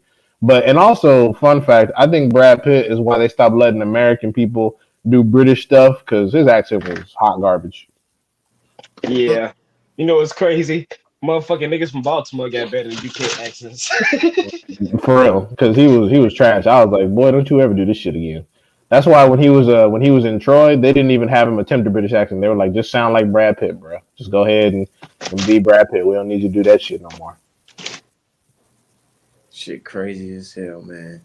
That motherfucker cheated. You know, sometimes I applaud the way they did it because it's like, dude, they walked right through the front door and did this shit with Wilder. I don't know. I don't applaud him because it wasn't even concealed. It's just the power of whiteness. That's what I'm saying. That's what I'm saying. It's like it wasn't even like that. They just walk right. That's what I'm saying. They walk right through the front door with that shit, bro. It's just like it's just like I said, it's just like the Epstein case. Epstein was never smart or gifted. He was just white at the right times. Everything he got was because he was just a white dude standing next to the right people. He was literally handed money. He was handed positions. He got fired from every job he had legitimately gotten. And it wasn't until he was just standing in front of a bunch of creepy motherfuckers that he just started getting breaks. But And yeah, you know, it's just the power of that just whiteness. remind me of this movie, The Upside. Y'all seen that movie? Nah, I Uh, ain't seen that one. the upside is that when the black dude taking care of the crippled white dude? Yeah, and it's Kevin Hart. Oh, I never seen it, but I Mm-mm. know what the story's about. Yeah. But okay, it was one scene in there where Kevin Hart was like painting some bullshit ass picture, and just the power of him being with that white dude or that white dude's power, he had like a little walkthrough of his apartment or whatever, his condo, and one of his white friends seen that bullshit painting that Kevin Hart made, and he was like, "What is this?" And he was like, "Oh, this is from an exclusive artist type shit." And the dude was like, "How much for that?" And he was like, "What, 50 G's?" And the dude just wrote him a check for 50 G's and didn't even tell him who the artist was, and he just handed that check over to Kevin Hart just for just being in that area. You know what I'm saying? So I'm like, man, sometimes just being around or being that person, you never know. They put these guys in a lot of positions that Yeah, easy. And that's that's why what they always say networking is way more powerful than degrees. 100%, and that's exactly the story You you say just it's way said. more powerful than what? Degrees, he said. But Than any degrees? degree, Oh you Yeah, yeah, have the most right definitely. network. Most definitely. and the situation you just described, Art Man, is exactly what the boxing Twitter coons think gonna happen to them. Talking to these motherfuckers, y'all ain't getting shit. Exactly. Y'all ain't getting. Y'all not getting a job. Y'all not getting a fucking reference letter. Y'all not getting shit. And why you think I'd rather watch this sport, make money off of it, than fucking kiss ass? Yeah, y'all not gonna get anything. Cause the thing is, y'all are not presentable. And not only that, with all this ghetto bitch babble and single mother talk, these people don't trust you because look how you turn it on your own. One day, this just basically tells them one day somebody gonna come offer you a check and you gonna run your fucking mouth if they were to bring you in. So no, you don't stand on nothing. Don't stand on that goddamn thing. Yeah, at least Tyson Fury stands on some gypsy UK cheater bullshit. At least fucking Joseph Parker stands on being a snitch. Y'all just are just bullshit. Every day, y'all just shit. I mean, Joseph Parker stood on himself. He was like, "Fuck it, I'm snitching. I don't want to go to jail. Fuck y'all. Fuck your families. I'm gonna keep boxing." And people are like, "Okay, at least you're committed to boxing. You snitched on the homies. Okay, good." But Hey, you so know, that what? So what happened? Joe Smith, not Joe Smith. What's his name? Joseph Joe Parker. Parker. He got caught with the work, or he got caught purchasing some shit. I forgot what he do. I don't. Midwest probably know the damn story. I don't remember the exact story, but he was involved in some I suspect think they shit. said I think they said something about him buying. He was paying for all these people like hotel rooms and shit. Some weird shit. No. He wasn't spending no money personally. I think what happened was he was caught up in some suspect shit where he was either a middleman or like a mule that was getting some bread on the side for either watching some shit go down or just shutting the fuck up about it. And he knew a little bit more than he was really supposed to. And when it came time and the homies got clapped up, he must have got swept up with him and brought in for questioning. And when they found out how much he had to do with it, like how much shit he knew, they were like, "Look, either you can get the same time they getting, or you can tell us what you know, and then you can go ahead and slide out." And of course, I think they caught him with a lot of bread coming at the airport. Like he got off the plane and he had like a gang of bread on him. yeah, it was some goofy shit like that. But they just knew he was an associate, and he probably knew some shit. He wasn't actually putting in work because he's the dude in the organization you got to keep clean when you need an alibi. But he Yeah, failed. say yeah, he made money off of boxing. Look, he just had that big old DAZN fight. Look, Exactly, and then like I said, they clapped up the rest of the homies on real charges, and they were like, so you could either talk or you can get what they getting ready to get, which is a lot of fucking time because we know because you're the fucking the clean guy that they keep around the organization to try to make some of the shit look legitimate. Like, oh, we hanging out with Joe Parker, so of course there's money around here. And then he said, well, fuck that, and he just started singing. exactly. And you know what's so crazy though? A lot of people just think that I just never been that type of person where you just think everything's on the up and up. Like they think I think boxing is he was just fronting the clean. money for the drugs. I think that's what it was. Yeah, He, like yeah, he was they was using his capital for the drugs or whatever. Yeah, man, they was I think they was 69 in his ass.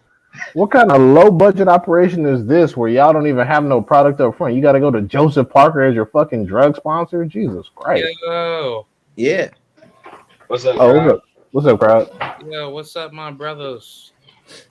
But yeah, yeah, they was going to Joseph Parker to get the money, and they was using his money to buy the drugs and the Like fucking. I want to say it was guns too, maybe. Joseph Parker to me, like he don't even look smart. Like I wouldn't even ask him. I would ask Tyson Fury. Like Joseph Parker to me looks like a fucking I idiot. Like he doesn't look intelligent. He wonder if looks like that's who he was doing it for. He looks like a pro. damn crackhead. Yeah, he looks like a moron. Like I wouldn't trust him with this shit. I yeah. need Like some. his I ass need don't even know somebody how to with some. stay. He don't even know how to stick to code.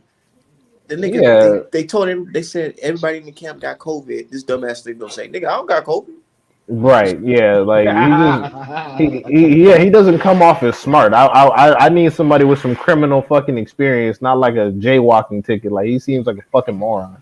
He Yeah, seems like like nah, real shit. Cause why would you tell the world? And then he went and told the press in his country that nah, they just said that I was there. I ain't agree to it. So you're telling me that these people were lying for you? You're basically saying that you ain't lying. So if you ain't lying, then somebody ain't telling the truth. yeah. And then what's crazy is all the tap dancing he did. I'm like, nah. The fact that Joseph Parker is still breathing air right now just tells me that whatever criminal operation that he was fucking with, they were obviously probably his cousins. They were so low level. They were probably like junior criminals just starting out. Because if that was like a legitimate gang, Joseph Parker should be clapped up right now. Hey, could I talk about the Shakur Stevenson Oscar Valdez situation? Oh, okay. We got any new developments? Well, I They just said the wanted money just got finalized. Oh, well, the purse split got announced. Yeah, yeah, yeah. Oh, yeah, but the terms got agreed on, but now it's up to either side to actually fully sign, like for the contract. So I'm pretty sure that's gonna definitely be made for April 30th. well, as long as the fight ain't in Mexico, we How should be confident straight. are y'all that this fight gets Shit, I made? mean that's on the I'm contract. not because I didn't even know shit about the terms being met, so I'm not confident at all. I mean, look, the shit's gonna be in Vegas. It's gonna be at the MGM Grand. So Shit, Valdez would be dumb not to because you could easily lose to Navarrete as well. So you might as well hurry up and take this fucking L. yeah, Right, and then you can bounce back and make a Navarrete fight. These niggas don't be thinking. Yeah, they just don't want to lose to a black dude because of the implication. yeah, but also on top of that, Shakur Stevenson, he has more leverage on the table, and I think after he beats the shit out of Oscar Valdez, he's gonna have way more buying power. Heading into his unification reign to go for undisputed. Yeah, because once Cobra Stevenson beats the shit out of Gutierrez, his punk ass should be next, and then I don't know who the hell else they got. I forgot Kenichi the other kid's Ogawa. name. Kenichi. Right, the dude who smoked Fuzili for that vacant. Yeah, okay, yeah, Yeah. that's gonna be some easy ass work. Yeah, But I dumbass also Fuzili. I also wanted to chime in. If Oscar Valdez does cheat, I think Shakur definitely needs to bring this to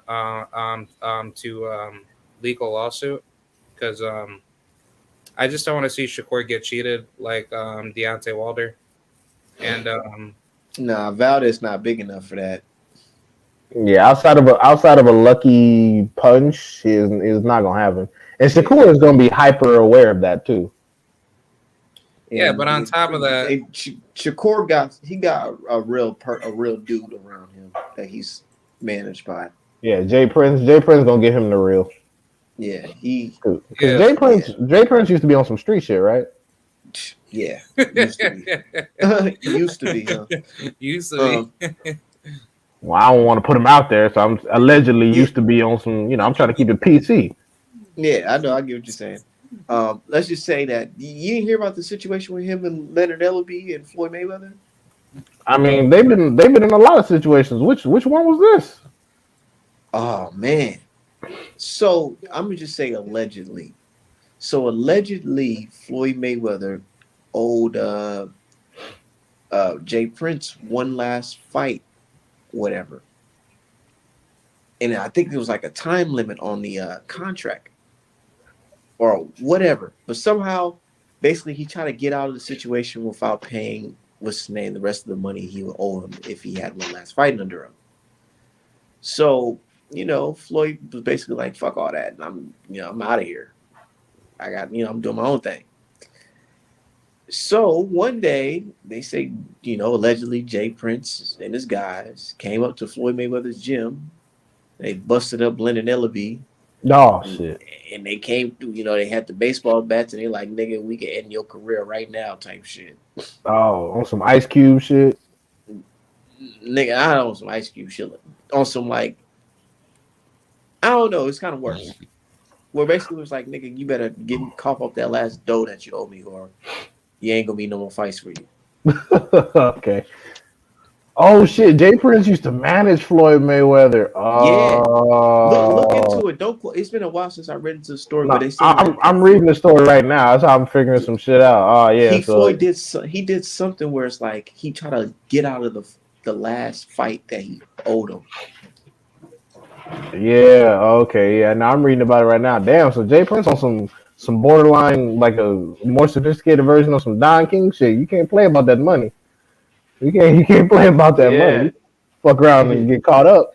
He didn't know who he was fucking with. Yeah, Yeah, he didn't know no. who he was fucking with. Yo. Floyd thought he could talk that shit. It's like, nah, not this one, little man.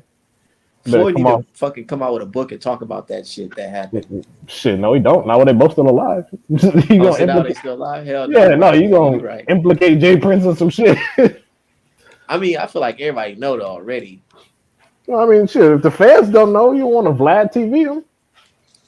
No, matter of fact, they said it in. Dude, the first time I really heard about it, they said it on like I think Dan Raphael was talking about it on some funny shit. Yeah, okay, well, as long as there were no major infractions, I Yeah, guess nobody got okay. locked up behind this shit. But I don't. I Floyd the type of dude because it's an embarrassing story for him getting like him getting bitched. He probably wouldn't write about it. He's like, nah, see, I put my strap out on them and they left, but I paid them though. But they say Leonard Ellaby was the dude who took the beating for Floyd to get the message. Probably because Floyd's body is valuable. Leonard Ellerby be fat ass. It don't matter if he get hurt. This was back in the day when Leonard Ellaby was probably like in his 30s. Yeah, he's always been the type that's been fat. I used to see him in Floyd's corner wiping sweat off his bald ass head. He's always fat. Hey, that's lit though that he came from doing that to the CEO of the company. Shit. What is Leonard Ellaby to Floyd? Is that like his uncle? No, he's just a guy who's been with him for a long time. Floyd hired him for his business sense, but ultimately, when it comes to the company, Leonard Ellerby, he comes from like a desk job, like banking or some shit. Like not even like investment banking or anything like really white collar, but I think it's like standard consumer banking. And to Floyd, because Floyd is just a nigga from Michigan, that translated into having business knowledge. But the crazy part is that Leonard doesn't have executive authority over Floyd Mayweather promotions. He brings ideas to Floyd, and then Floyd ultimately signs off. I feel like Al Heyman advises Floyd more than fucking Leonard does. So does Leonard advise Javante Davis? In Because that's what they conjun- make. Because in that's what they make it seem conjunction, like. They make it seem like Leonard Ellaby is really the man in charge of Javante Davis no, career. Leonard, all his power comes from advice. He has no legitimate authority. He cannot sign paperwork. He cannot represent people. He doesn't call any of the shots. He provides his opinion, handles some of the day to day accounting shit. That's literally it. Everyone talking about Leonard Ellaby is stopping fights is retarded. They don't know what the fuck they talking about. Like Ellerby does not run anything. Multiple people that have been familiar with the Mayweather camp have said that Leonard does not run any fucking thing. Like, and also, if you know Floyd, you know Leonard ain't running shit for real. Floyd, look how self-centered Floyd is. Why the fuck would he put somebody that's not Floyd Mayweather in charge of his whole shit like that? Like, stop it. But isn't Leonard Ellaby known as the CEO of Floyd Mayweather Company? Or Yeah, but people got to understand. It's, for example, it's like whenever someone like Jeff Bezos or Bill Gates steps down from their company and hires a professional CEO.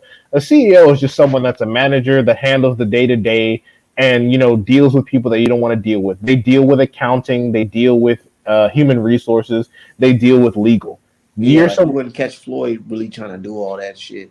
Exactly. A CEO is a professional manager. They're a chief executive officer. It's like if you own a gas station and you hire an attendant, that person is the CEO of the gas station, but they don't tell you how to run the fucking gas station. They follow your orders. You handle the taxes, you handle the payments, you make sure the money's coming in, and then they make all the day-to-day decisions as far as inventory, stock and shit like that.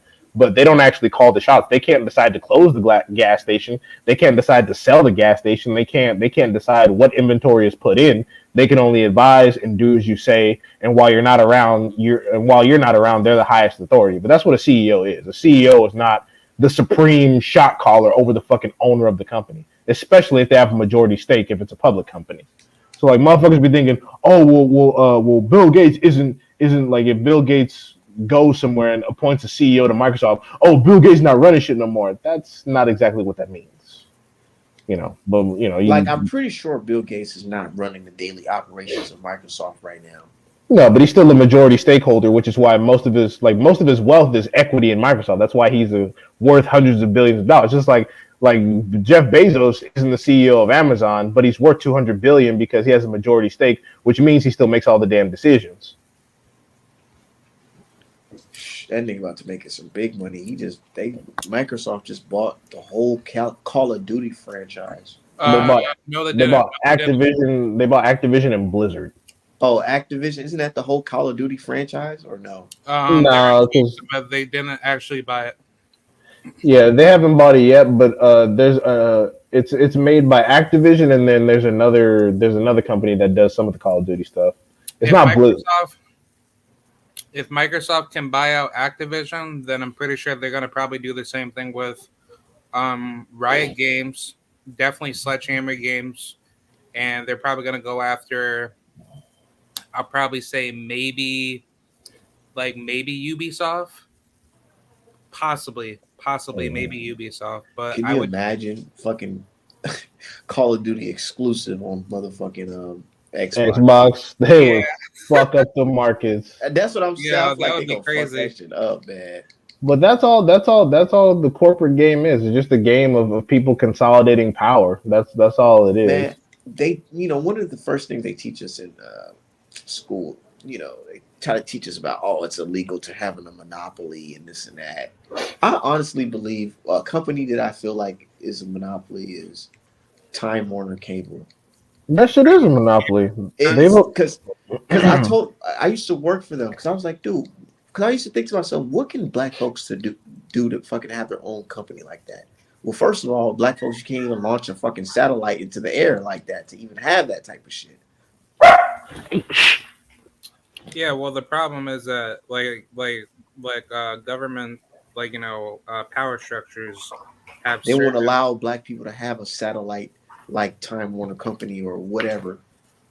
Well, they wouldn't even allow you to broadcast. They wouldn't. What they would do is they would screen your material through the not the NCAA, but the fucking is it the FEC? Yeah, the federal. FCC. I mean, yeah, the FCC. Yeah, the Federal Communication Commission. They would screen all your material and then have it rendered ineligible through that, and then they would charge you for broadcast space. Like fucking, you want to talk about a monopoly? Disney is a goddamn monopoly. They own too much shit. They own ESPN, which in and of itself owns too much shit. Time Warner owns too much shit. Like Time Warner owns a bunch of other subsidiaries. Like Disney owns CBS, and Time Warner owns like all kinds of shit. And all types of shit. Doesn't Disney own the NBA? Disney, do they own the National Basketball Association? Yeah. I don't know. No. I don't think so, but. And Time Warner in and of itself is a subsidiary. They're owned by like Charter Communications. I thought Time Warner was out of business. Or they might have been turned into something else. Man, yeah, sometimes I'll be sitting back, smoking my joint. I'll be thinking to myself, what happened to all that coke that was on that Chase Bank fucking boat? What happened to that shit? They just like, what happened? Is anybody gonna claim that shit? I think somebody got killed for that. Bro, you want to know what's even worse? Remember, yeah, I don't know if y'all remember this because this came out years ago. Like I was still in like high school or middle school. But do y'all remember the Panama and the Paradise Papers? Yeah, yeah, yeah, yeah. Nah, Those nah. were What's that? Oh my God. Okay, bruh. The Panama Papers was the first release. Basically, both the Panama and the Paradise Papers were massive, and I mean massive, thousands upon thousands of page data dumps of financial records and criminal records of all the world's leaders. I'm talking. They had money laundering through the Grand Cayman, child sex trading, trafficking. Yeah. They had the list, an asset list of Queen Elizabeth, how she still owns, like she has like an equity stake in like a third of the world. Like it was, dude, this was literally dirt on every world leader. They even had records on Vladimir Putin, which is supposed to be impossible to find. And the reason why I bring this up is because the story was both stories were popular for about like a few days, and then next thing you know, it's completely buried. Nobody's talking about it, and all the journalists that had anything to do with the project are silenced and have never been heard from. Never been heard from again. And I'm just like, yeah, I can only imagine what them niggas are. So they're in a fucking hole some damn where. But yeah, Right next to the guy who reported about the crack cocaine. Yeah, Funded the Nicaraguan war or whatever. yeah. What's his name? Gary Webb. Yeah. Yeah, Gary Webb. They claim that he killed himself, even though he had 2 gunshot wounds to the back of his fucking skull. Right. Mm-hmm. And it's funny because what's weird is that Maxine Waters, I only know because she represents my district back in LA. Maxine Waters, that was when she right after she had first got elected for her first few terms, I believe, and she was putting in real work. She was backing Gary Webb, talking about how crack cocaine was put inside of urban Black communities to intentionally destabilize them. She was putting in real work, and then he came up dead. They sat her ass down and gave her that talk, and she's been moonwalking and tap dancing ever since. Ain't done shit. Yeah, she's a puppet.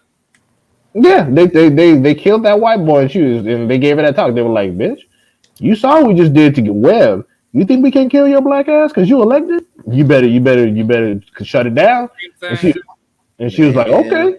What do y'all think about JFK? Y'all think he was really? I honestly feel like he was whacked by the mob on some example shit.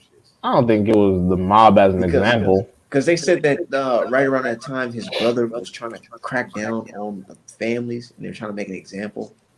And I feel like that's where it was. No, sorry. But go ahead. No, go ahead. No. I think it was due to a sense of political, like exposure, because John F. Kennedy, even though he had his own views, but I think based off of like what he kind of exposed to the American public prior to the Vietnam War, I think that's what made like the higher ups and behind closed doors wanted to actually silence him and basically just put him out of existence. So I think it was more so he was trying to bring some egalitarianism. I think it was more so he was trying to bring some egalitarianism to politics. I think he was too even keel for a lot of people, especially after the Southern Revolution. I think that he was bringing in a lot of bipartisanship where they didn't want it, and because America thrives on contention, especially when it comes to political power. And what John F. Kennedy's presidency was doing was that he was exposing the flaws on the whole bicameral legislature. He was exposing the flaws of both parties simultaneously by showing how effective bipartisanship could be. And also because the Southern Revolution was basically where conservative Democrats and liberal Republicans basically swapped ideologies. That in and of itself showed you that parties are bullshit. They both fall under the same umbrella. They always work in cahoots, together. So yeah, I think that his presidency brought out too much of how America needs to be solving its problems, and parties are actually the enemy of the United States. but both parties can't thrive off of that. They need contention. They need to show. They need to pretend like there's a stark difference between them in order to keep them valid. So I think because of that, he was taken out by the government. Yeah, and on top of that, he actually exposed, like the political, favoritism that that certain political state agents have, for one another. And there's just like a certain script that certain, political puppets in the state try to operate a certain type of way to try to denigrate a certain type of propagandist message to basically reach a certain type of goal. Yeah, Ain't there no was a telling. I honestly still feel like it was the mob, man, because around that time the mob had a lot of control, and when they started cracking down on them, shit got real bad on them, dude. And they wanted to show America how much power they had, and America showed them how much power we had by getting these motherfuckers out the game. Who knows? Who knows, man? Ain't no telling. Ain't no Yeah, but telling. on top of that, like the Vietnam War, actually, got a lot of people pissed off as well. Yeah, So that was a tough time in America, dude, because people were really confused. Like, what's really going on? We went to war for what? yeah, and on top of that, John F. Kennedy, he was basically pressured into going to war anyway, for the Vietnam War because originally he didn't want to go to war, but whoever So, was what pushing. was that war even about? Because you know what they taught me in school? They said it's to fight against communism. That's what they told me. The Vietnam War was just basically, like a war for, American conquest to, try to basically flex, let the power of what the U.S. military to show, to the rest of what the world that, that the United States Army is like the most powerful imperialist power.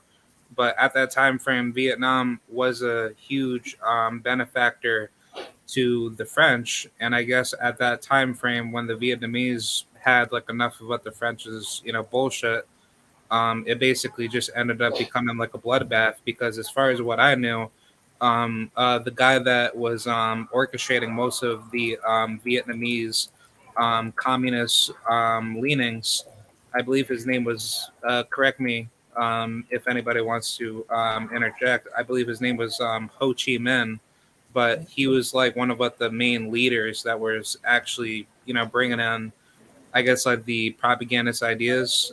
And then that's when the rise of what the MVA and what the Viet Cong came like about. And then that's when that huge break off between North Vietnam and South Vietnam got into it. And then that's when like the French, they basically just lost a lot of control at that time frame, because but the people were already pissed off and they were already wanting to have a revolution in place.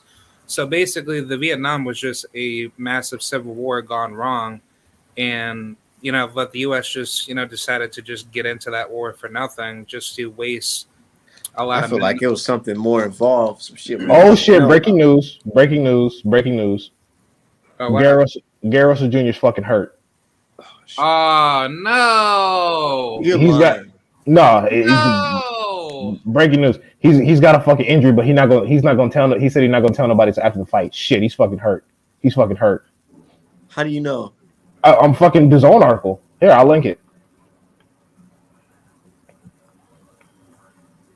It's right there in the back chat. I was on my YouTube and then I saw fucking what's his name Tay Jones went live talking about Gary Russell Jr. injured. So I was like, oh, okay, let me see, is it exclusive? I googled it and it said he got a slight fucking injury going into the fight. Oh, come on, bruh. Ah shit. Oh, don't give me that The shit. last dude who said he fought injured, Teofimo Uh, Lopez. Devin Haney fought injured, so like why, why can't Lomachenko said he fought Tio injured. I think it's bullshit, man. Oh god. Nah, dude, I really think it's bullshit. I'm still picking Gary to win. I don't give a fuck, but still, I'm. I don't like that But type I of think talk, Mark, my he's gonna be nigga. dirty in that fight, Shit, man. man. Well, that's why. that's why Gary's not elaborating on what the injury is because he doesn't want Magsayo to It's try his to hand. I target it. think it's his hands, bro, because he always complained about his hands having troubles, and I feel like that's why he don't fight a lot because he don't want to further risk his fucking hand getting fucked up. I mean, shit, he wears the power locks like Wilder. How hard is he fucking hitting? I don't know. The motherfucker. You never heard Gary Russell say his hand fucked up? I mean, I've heard him just have some aches and pains, but shit, motherfuckers need to switch to the orthopedic grants that Floyd be using. Man, fuck a sponsor. That's why I be telling Wilder, I'm like, Wilder, I know Everlast sponsors you. You can wear other Everlast gear, but then pick some different gloves, my guy.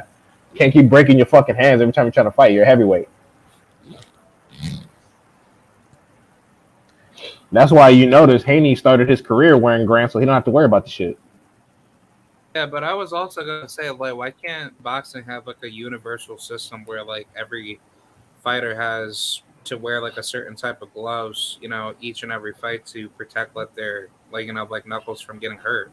Well, that's because some people don't have, some people have callous knuckles, some people have harder knuckles, some people have bigger hands, smaller hands, and some people have different fighting styles. I'm Because ready for him to glove, tell us what the fuck happened. What you mean? Don't So tell us wait, so after the wait, fight, like, nigga. because he don't want Magsayo to know.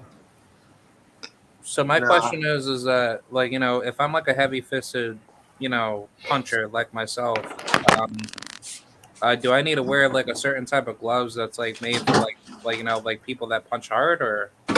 Well, that depends on how you fight, and that depends on how strong your hands are. If you have very strong hands, like with callous knuckles, and you want the most power transfer, you should probably wear horsehair gloves.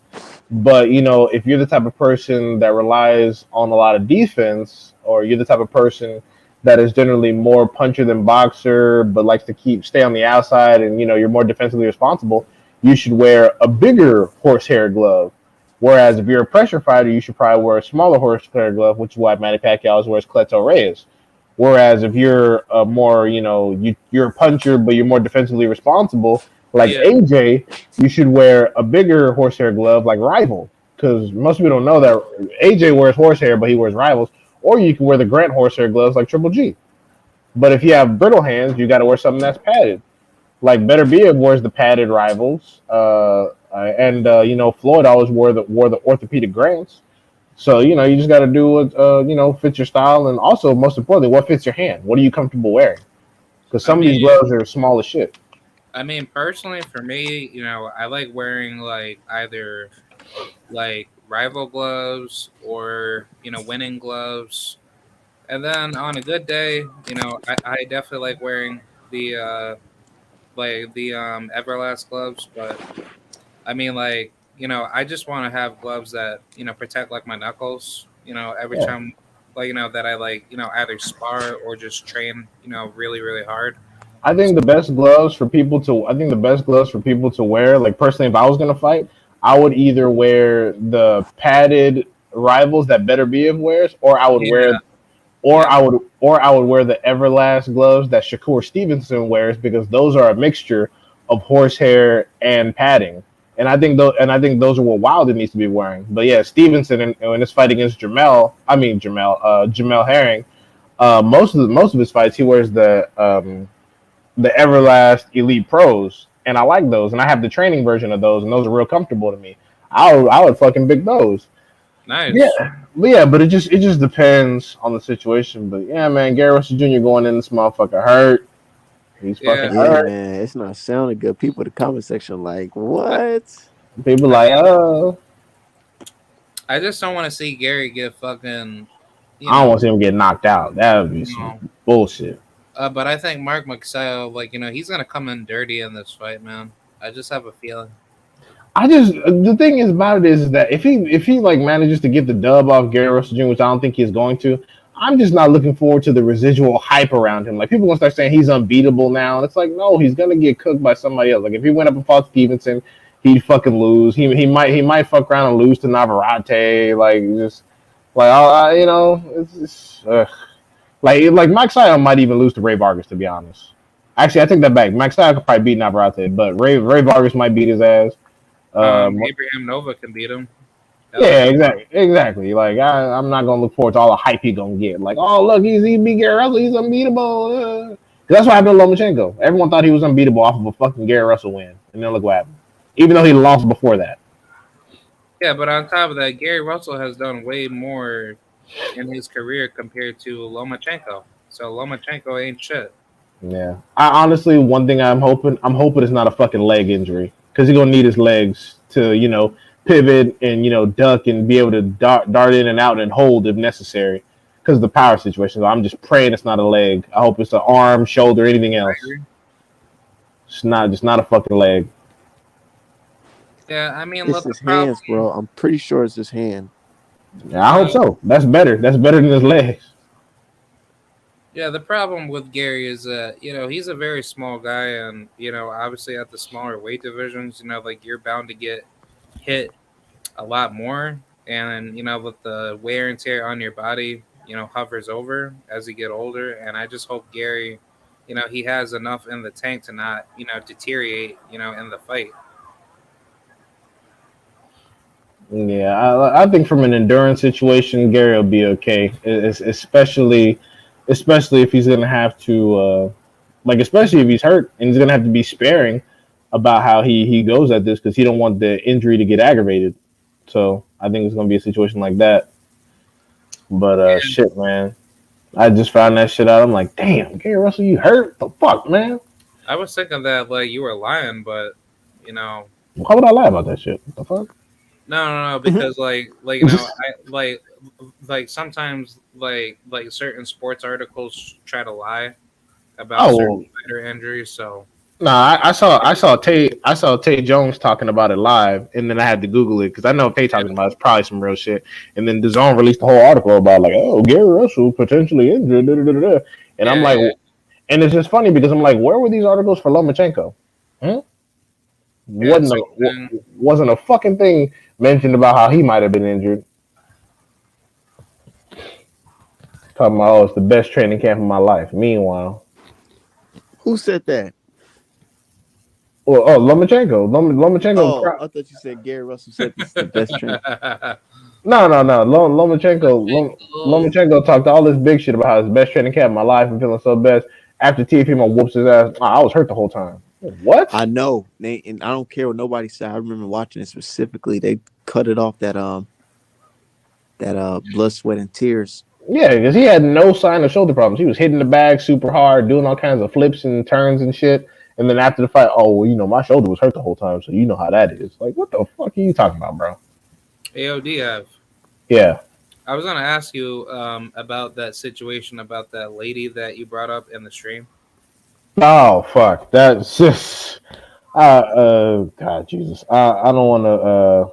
Okay, On the on the stream. I'll talk to you about it on fucking off stream. What's your Instagram, crowd?